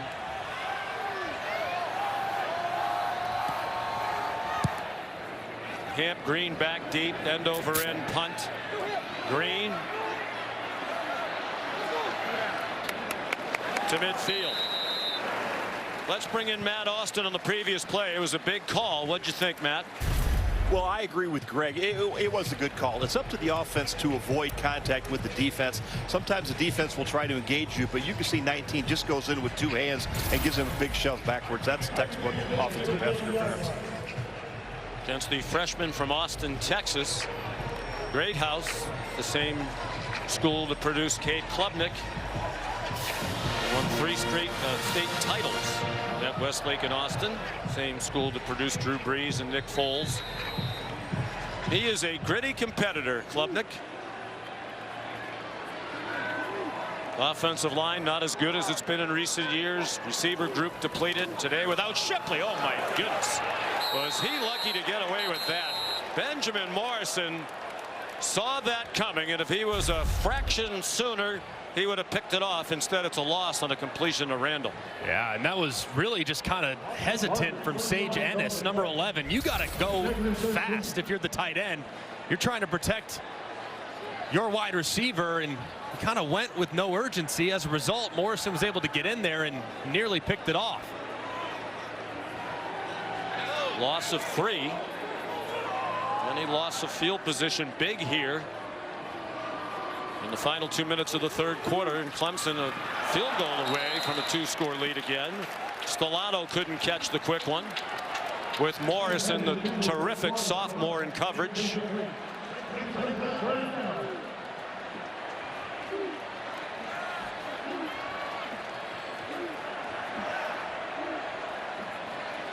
Third down and 13. 50% on third down today for Clemson. Keep an eye out for the shallow cross right here on 3rd and longs. They hit that a lot. Twisting inside, they get there. Klubnik goes down. Howard Cross and Javonte Jean-Baptiste with the first sack of the day for Notre Dame for an 11-yard loss. And this is Jean-Baptiste that sets it up for Cross. Twisting all the way from the other side of the center, walks the left tackle Tristan Lee back, and Cross comes in to clean it up as Trent Howard, the left guard, number 75, tries to hold on for dear life. That's just a great game in execution by the Notre Dame defensive line. So Swanson to punt with a minute to go in the third quarter. Not his best. Tyree, it bounces. He picks it up inside the 10, and he's in trouble. The bounce cost them plenty of yardage. And starters out there covering the punt, Carter and Woodaz. That's a 57-yard punt. And a lot of that on the bounce. Just an awkward bounce there for Tyree. Sometimes that ball just pops straight up in the air. You corral it, you get what you can. That time it just shoots right past him. Didn't look like he touched it initially, but did save a little bit of field position by picking it up. And the way Sam Hartman won't be way too deep in his own end zone. And then you wonder about the sun. He had a muff earlier when he was looking into the bright sunshine. We've done a lot of noon games here over the years. When you're going in the direction is that Notre Dame's going right now, the sun can be difficult. Final minute of the third quarter. Notre Dame trying to battle back. Hartman got it off. Here's Jordan Faison, the speedy freshman. Dual sport athlete. He'll be on the lacrosse team when the football season is over. That's a 20-yard play. There was pressure on Hartman in the end zone, and it came from Xavier Thomas. Just amazing movement in the pocket by Hartman. You see Xavier Thomas get pushed just past him. He dips that right shoulder, gets the ball away. Sometimes if you hang that ball back, it gets stripped. Gets the ball away and delivers it quickly to Faison, who had a full head of steam on the shallow cross. He can really run. He goes in motion to the right. Another freshman, Price, carries to the 30. That'll take us to the end of the third quarter. It's set up for a great finish. After 3 quarters, Clemson 31, Notre Dame 23. ESPN's presentation of college football on ABC returns after this message and a word from our ABC stations.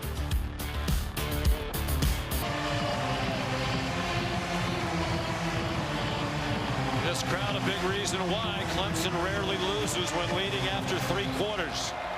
Been a disappointing season, but this crowd has been into it from the start. That tends to happen everywhere where Notre Dame's in town. Irish ball, first play of the 4th quarter. Hartman, a clean pocket and an errant pass. He was trying to hit Holden Stays, the tight end, across the middle. Nate Wiggins nearest in coverage. And Stays hobbles off. They're already without their number 1 tight end, Mitchell Evans, out for the year with a knee injury suffered last week. 3rd down and 7 Irish. 2 for 8 on 3rd down. Hartman's just 9 out of 17 passing for 122. They rush 5. Hartman flushed. Hartman back to the line, and that's it. Run down by Jeremiah Trotter with original pressure from Barrett Carter. There's good initial protection from Notre Dame. You see Jabron Payne. He's actually going to get a good block on Barrett Carter initially, but ball's got to come out quicker. It's great coverage in the back end by the Clemson secondary. Hartman has to take off, and really nothing there for him at all. It was a great stand there from Clemson. Bryce McPherson to punt. Low and very returnable for Hamp Green. Well covered by the Irish. Clemson will start at the 34 with an 8-point lead, 42-yard punt. Tuesday, the exclusive reveal, the second version of the updated college football playoff top 25 rankings. Reese and the guys will break it down from top to bottom, have coaches' reactions, an interview with the chairman, Boo Corrigan. That's at 7 o'clock on ESPN and the app.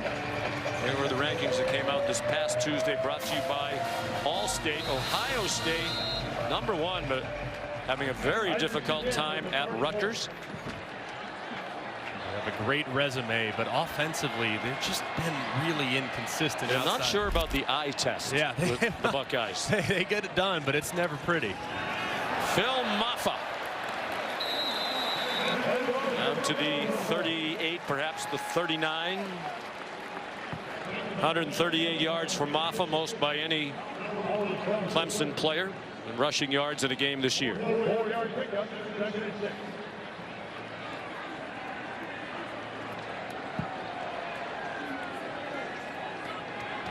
Now Klubnik taking his time.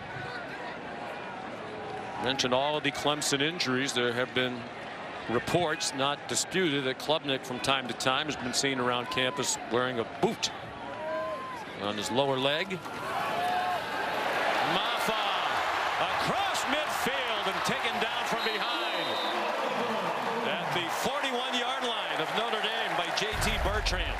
Yeah, it's really well blocked on the right side. You have 3 for 3, and you got to have the hit by number 27, J.D. Bertrand, but he's late getting there. Maffa gets to the outside and turns in another big gain. That's just poorly defended there by J.D. Bertrand, who's got to contain on Maffa before he gets the edge. He has 3 tackles today. That gives him 250 for his career. 22nd Notre Dame player to reach that milestone. Maffa run out of bounds. I think great to what Garrett Riley said about Maffa yesterday. He runs with great tempo.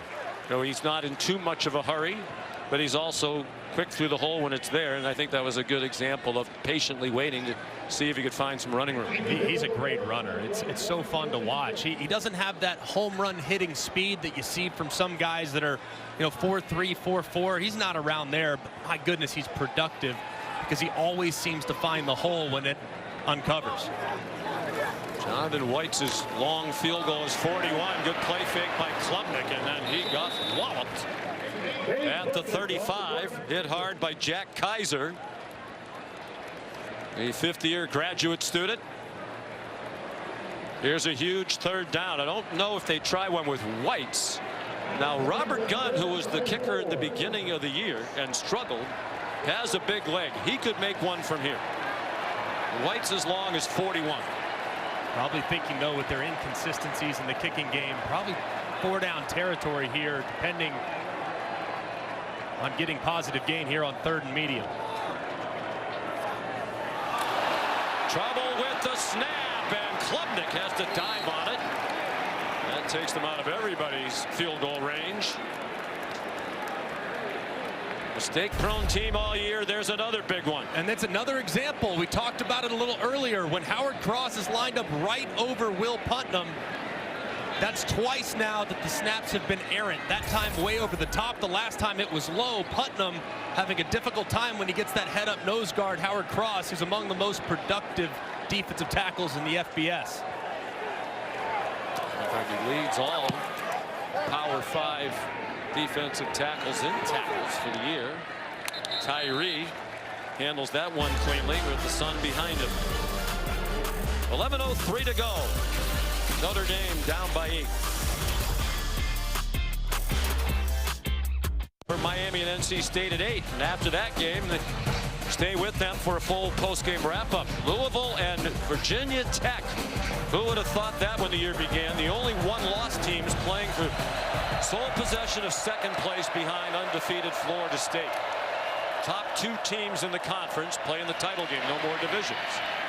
Audric Estime, last 3 drives for Notre Dame have begun at their own 4, their own 7, and this one from their own 14. Peter Woods made the tackle. So far here in the second half, Audric Estime hasn't had the room that he had earlier in the game. This Clemson defense has done a great job up front, making some adjustments and tackling him in the open field.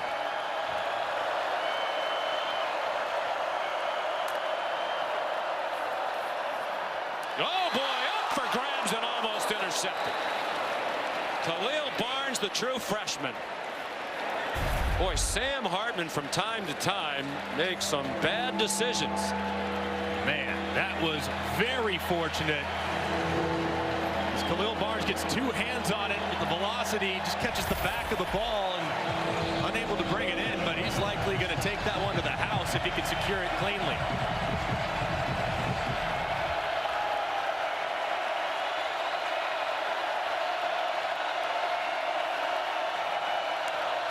Floors the motion man, a blitz. Hardman down back at the 10. Second sack for Clemson. And what a day for Jeremiah Trotter. And you're going to see Trotter one-on-one with Estime. He got Jabron Payne earlier where he whiffed on the exact same pressure. One-on-one with the back, he makes a miss. Trotter goes around him for his second sack of the ball game. What a huge play there from Trotter. Had a pick 6 in the first half, his second career interception return for a touchdown. McPherson, a terrific punt. Green back inside his own 35. And a nice return to the 49-yard line of Notre Dame. JT Bertrand made the tackle. 55-yard punt, 17 on the return. 9:34 to go.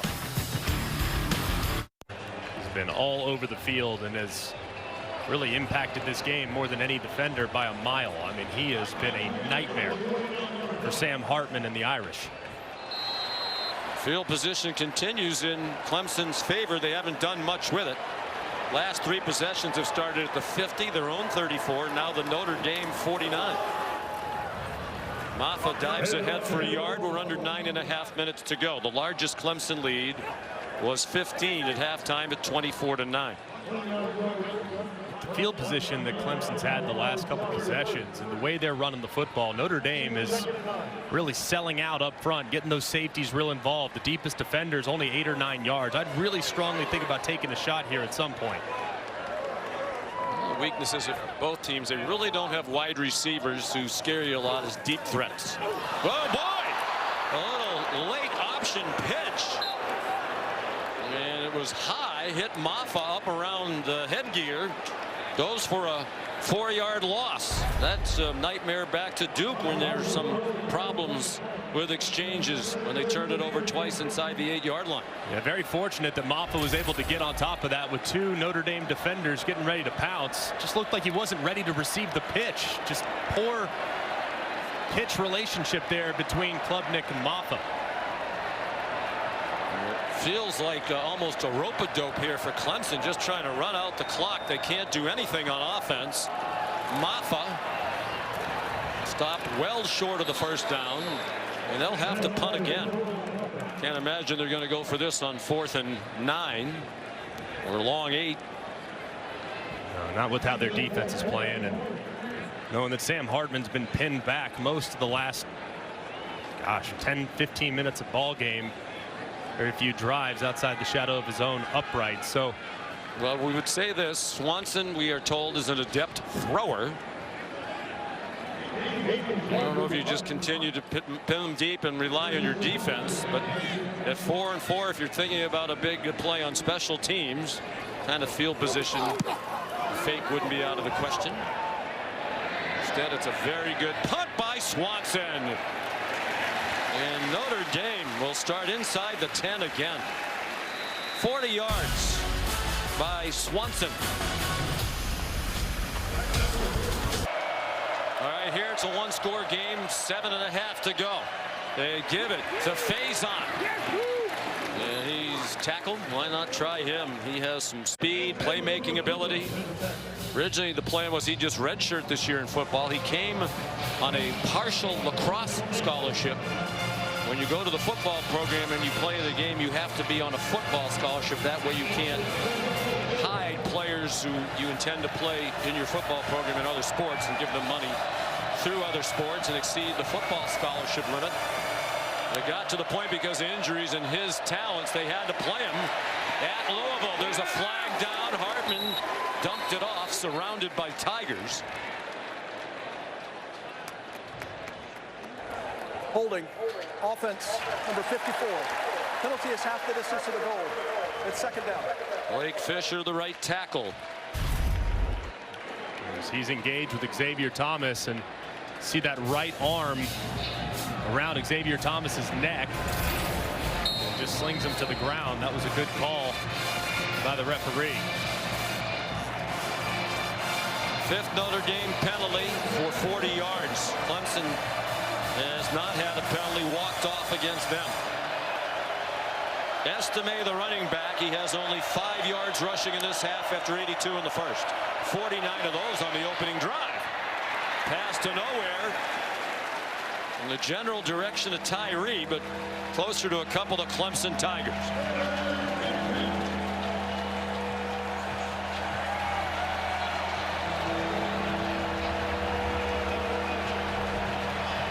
Two out of 10 on 3rd down.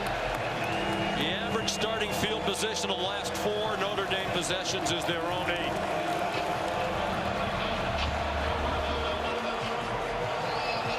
And those fans at that end of the stadium making it very difficult for them to get away from the raucous crowd. They desperately need a 3rd down conversion. A blitz, a quick screen for very little. Tyree tackled by Trotter again. Should we just go ahead and give him the ACC Defensive Player of the Week award right now? Hard to imagine anybody in the conference is going to have a better day than he's having. There's no doubt he will be in the running, that's for sure. Try to get a screen. They've had such success with the pass rush, anticipating pressure from Wes Goodwin in that defense. Try to get the screen, and Trotter tracks it down. McPherson, boy, he's doing his part to try to change the field position. Hant Green, about a 7-yard return. We have a 56-yard punt by McPherson. It's Statement Saturday. Oklahoma and Oklahoma State in Bedlam. The final statement made in that rivalry, at least for a while. It'll be the 118th meeting. OU leaving the Big 12 for the SEC. That's coming up right after us. And then tonight, how good is this day of football on ABC? Number 5, Washington in LA to take on USC at 7:30. Washington 8-0 for just the 6th time in school history. First time since 2016. Maffa took the handoff from Klubnik, went straight ahead across the 45, and the next time they snap it, it'll be under 6 minutes to go. Continuing to feed Maffa on what's been a career day, approaching 30 carries now. Probably surpass that, you would assume, in the next couple plays. Notre Dame's defense has adjusted nicely here these last few possessions and haven't allowed the missed tackles that plagued them earlier in the ball game. Notre Dame showing blitz on 2nd and 8. Maffa, first down across midfield, and he nearly broke it. On his 29th carry, Riley Mills made the tackle for the Irish. And really nicely done, too, up front. Putnam working against Howard Cross. You see 2 Irish defenders kind of reaching for Maffa, but he's way too strong with so much momentum downhill. He won't be able to stop that. Like you referenced, Sean, he was a shoelace away from potentially going the distance. The rushes and yards, all new career highs. The 2 touchdowns matching his career high. 3rd time he's done it this year. Last week at NC State, earlier in the year here against Charleston Southern. Stop there. And time now becoming a big problem for Notre Dame. Not quite to the point where they need to be thinking about burning some timeouts, but another first down, that will become a big part of the discussion for Marcus Freeman. Clemson very wisely running the clock down. In no big hurry. And if they could get to field goal range and kick one, that might well do it. Maffa. But a timeout called by Clemson right before the snap. Prior to the snap, timeout. Clemson, their first. 30 seconds. Dabo Swinney and the Tigers up by 8 with 4:05 to go. This is the 3rd try for Dabo Swinney to become the all-time winningest football head coach in Clemson history. Right now tied with the bashful Baron of Barlow Bend, the Hall of Famer Frank Howard, at 165 wins apiece. Far fewer games for Dabo Swinney. Became the head coach in 2008. Howard coached here for 30 seasons.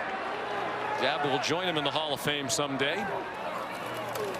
2nd down and 9. Maffa, big tackle by Kaiser. Looked like he would bounce to the outside and go for much longer. Instead, a 2-yard gain, probably not in field goal range. The longest attempt by Whites was a 51-yarder, which he missed. Second longest was a 43-yarder against NC State last week, which he also missed. As long as 41. 3rd down and 7. 3.5 to go. And it's incomplete. Kaiser sniffed out the screen. Marcus Freeman will get the ball back again, and he has all 3 of his timeouts. Klubnik and the Tigers have not been able to deliver a knockout punch. They even just give themselves a little breathing room with another score. And that was a huge stand right there. Pressure being called by Al Golden, the defensive coordinator, but linebacker Bertrand and Kaiser on consecutive plays making really, really good decisions and good football plays to get off the field. Swanson, one of the stars of this game for Clemson. How about that one? He can spin a wedge.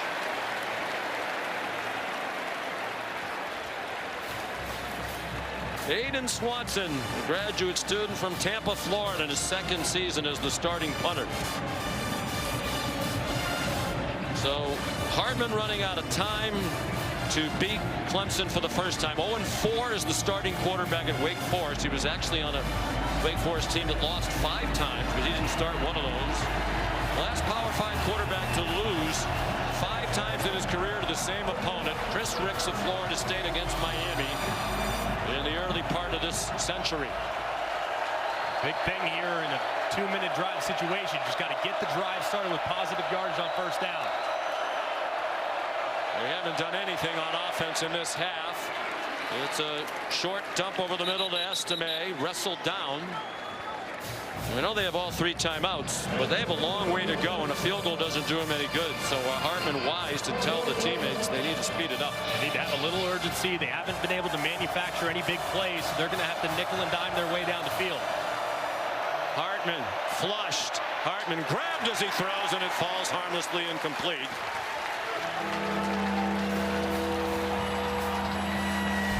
Xavier Thomas becoming the presence in front of Hartman. He's given the right tackle, Blake Fisher, a lot of problems these last couple series. Beat him on the upfield rush, and that time gets a hand on Hartman to force the incompletion. Only 4 first downs in this half for Notre Dame. They are running a lot of screens. Faison. He's the playmaker. He's to the 22. Khalil Barnes, fellow true freshman, made the tackle. 12 yards on one they absolutely had to have. But the clock is running, and they are substituting and huddling. Marcus Freeman not comfortable with that. Yeah, I don't know why they're huddling. I mean, you got to manufacture a lot of yards. You've got to have more urgency. It's got to be emphasized from the head coach to the offensive coordinator. Hartman given time this time. Throws a little underthrown for Faison, who had a step on Andrew Makuba. The nickel dropping into coverage. Yeah, if that ball's thrown just a little bit better, Faison wins to the outside. He's got plenty of space, but the ball is underthrown. Looked like Hartman was trying to go with the back shoulder, and was really well defended by Andrew Makuba. Missed opportunity there for the Irish.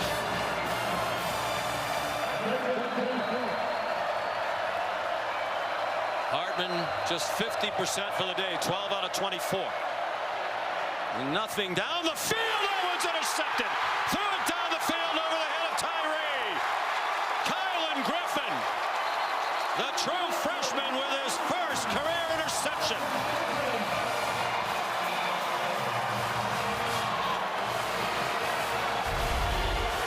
Peyton Page is engaged right here with the right guard, Rocco Spindler. He beats him inside and delivers a hit to Hartman, which forces the ball to go really high. And it floats over the head of the intended receiver, Tyree, as Griffin was right there waiting to reel it in. Great presence there by the defensive tackle. And a forced throw there by Hartman puts his team on life support. Third Irish turnover. Second Hartman interception. He did not throw an interception in their first 6 games. He's now thrown 7 in their last 4. Maffa. 8-yard gain. Timeout Irish. Xavier Watts made the tackle. Timeout. Notre Dame. They're first. 30 seconds. 186 yards rushing for Maffa on 32 carries. Here's a look at the All-State playoff predictor. Looking at those undefeateds, Washington going to be in a tough one tonight on the road at SC.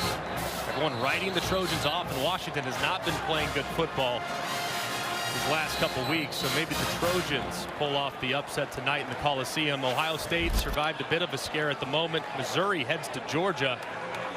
And Georgia seems to be able to flip that switch, Sean. Whenever they respect their opponent, they seem to play at a remarkably high level. So tough schedule coming up for them.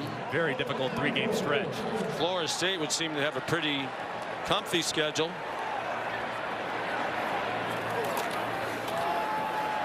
Maffa. Oh, the ball's out! My goodness! Riley Mills came up with the football.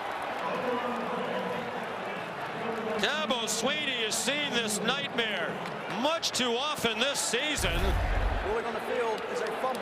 Good pressure by Gabriel Rubio. Got a hand in and knocked it away from Maffa, who's had a brilliant day, but you absolutely can't lose the ball here. Oh my goodness. I mean, Maffa's been incredible, and they've played such clean football for a vast majority of the game today, and Rubio gets that right arm in, Mufa so frustrated with himself. 11 lost fumbles, now tied with Nebraska for most in the country. Second takeaway for the Notre Dame defense. They have 20 for the year. They had 15 all last season. Hope is still alive. Hartman dumps it off short. Another tackle for Trotter on Audric Estime. 2 timeouts left. Down by 8. Notre Dame trailing almost all day. Led 3-0. Trailed 10-3 after the first quarter, and they've trailed ever since. Hartman runs into traffic. Hartman takes off running now and gets to the sideline. Got a first down, got them to the 42 with a 15-yard scamper. Not known as a runner, but he's had 3 runs today of 15 yards or more. That was a great job of moving in the pocket. Nothing there initially. Well defended in the back end by the Tigers, but he escapes. There's no one there to the left side. Everyone draped in coverage. Takes off and makes a nice play with his legs. Maffa hoping the defense can bail him out. Does Notre Dame have anybody who can make a play downfield in the passing game? Hartman fires to the sideline, a little bit too far in front of Tobias Merriweather. Avion Terrell, the freshman, in coverage. Injuries all over the defense, so freshmen Terrell, Griffin, and Barnes have all seen action most of the day in that secondary, and they've more than held their own. They have number 17, Rico Flores, in the slot. Keep an eye on him. He's a big play threat. Hartman looked in that direction. Now throws for single coverage, and it falls incomplete. A lot of contact between Terrell and Merriweather. Mutual hand fighting there. Clemson has still not been assessed a penalty today. 3rd down and 10.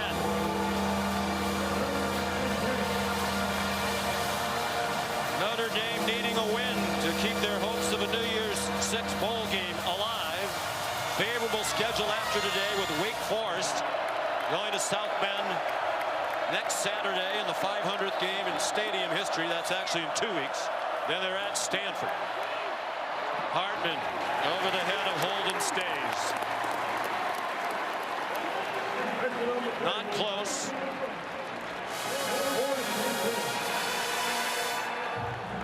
Last chance for Marcus Freeman and the Irish.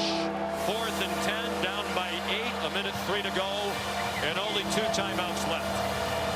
Be interesting to see what Wes Goodwin, defensive coordinator, decides to call right here. Jeremiah Trotter, number 54, has been the game breaker. They're a middle linebacker for Clemson. They've had a lot of success bringing him in pressure. Keep an eye on 54. Hartman throws it left-handed, incomplete. In the direction of Estime. It's Xavier Thomas in his 6th year who's been putting the heat on Hartman throughout this second half. And this has been such a difficult matchup for Blake Fisher all game long. You see Xavier Thomas being able to turn the corner. He's getting beat inside before. He's getting beat around the edge this time. Hartman tries to save it, but he just can't. Dabo Swinney relieved that yet another self-inflicted mistake did not cost his team on that last possession.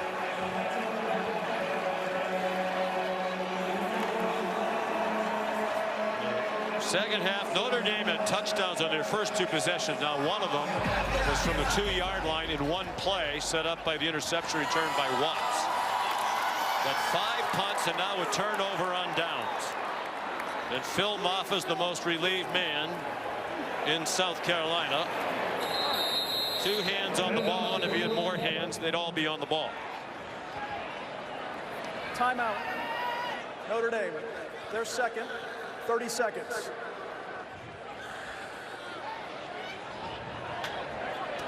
Saw Estime. You know, it's interesting that he was so hot early, such a factor early, and it's like they completely went away from him. in the second half. Yeah, they couldn't manufacture much on the ground at all. They were working the perimeter run game early and thought in the second half they would adjust and maybe start to hit it a little bit more downhill, and there just hasn't been anything there. They've had no rhythm offensively here outside of the one drop where Hartman made a couple plays with his legs. So got to give a lot of credit to Wes Goodwin and his defense, because they made some adjustments in the second half that made life very difficult on the Irish. Estime only 3 carries in his half for 5 yards.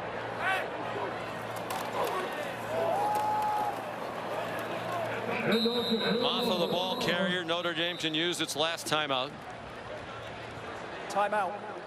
Notre Dame, their third and final. 30 seconds. So Sam Hartman, in his 6th year of college football, among the all-time leaders in career passing yards and touchdowns responsible for, but hasn't been able to do it against Clemson. And there's no disgrace in that. One of the best programs in the country over the last decade plus. And not a lot of help. I mean, other than Estime, not a lot of guys running open in the passing game. Certainly the loss of Evans, the tight end, hurt as well. Their leading receiver for the year. Big time. They really miss him as just that reliable go-to piece, especially on 3rd down and in the red zone. But the protection hasn't held up very well, and Blake Fisher, the right tackle's had a tough day. The backs have had a tough day in protection as well. Just a bunch of problems offensively for Notre Dame. Came in on a roll. They outscored USC and Pittsburgh a combined 106-27. They said all the right things. They weren't taking Clemson lightly. They know Dabo Swinney has a ton of talent, that they've lost a lot of really tough and heartbreaking games. And they made it harder on themselves than they needed to today with the late fumble by Maffa. With 36 carries, exactly twice as many as his previous career high of 18 last year against Syracuse. He had too good a day to have that fumble become the defining moment. He was excellent, and you referenced, I mean, the mistake was glaring and potentially a backbreaker, but he's the reason why they have this lead. And here with 5 seconds remaining, you call a play offensively, you're going to put your offense on the field. You don't want to take the risk and punt the ball away. You, Sean, know better than anybody what happens potentially with a he has trouble with the snap. we all know about and that the ball play. Is free. I've hit puberty since that Michigan State game, so we won't reenact it. I don't know if there's going to be a Jalen Watts Jackson moment in this one, because what you'd call with 5 seconds left, you'd call a play called Rambo airball. You would roll the quarterback to the right, tell him to throw it as high as humanly possible, and land it just out of bounds, about 5 yards out of bounds, with a little bit of a half roll as well. And you can hopefully have enough hang time on the throw for the clock to expire with zeros.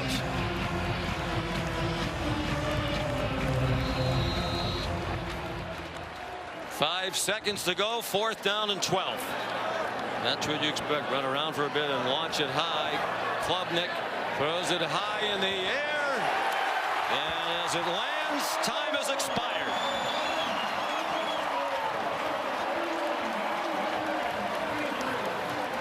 They storm the field as they always do.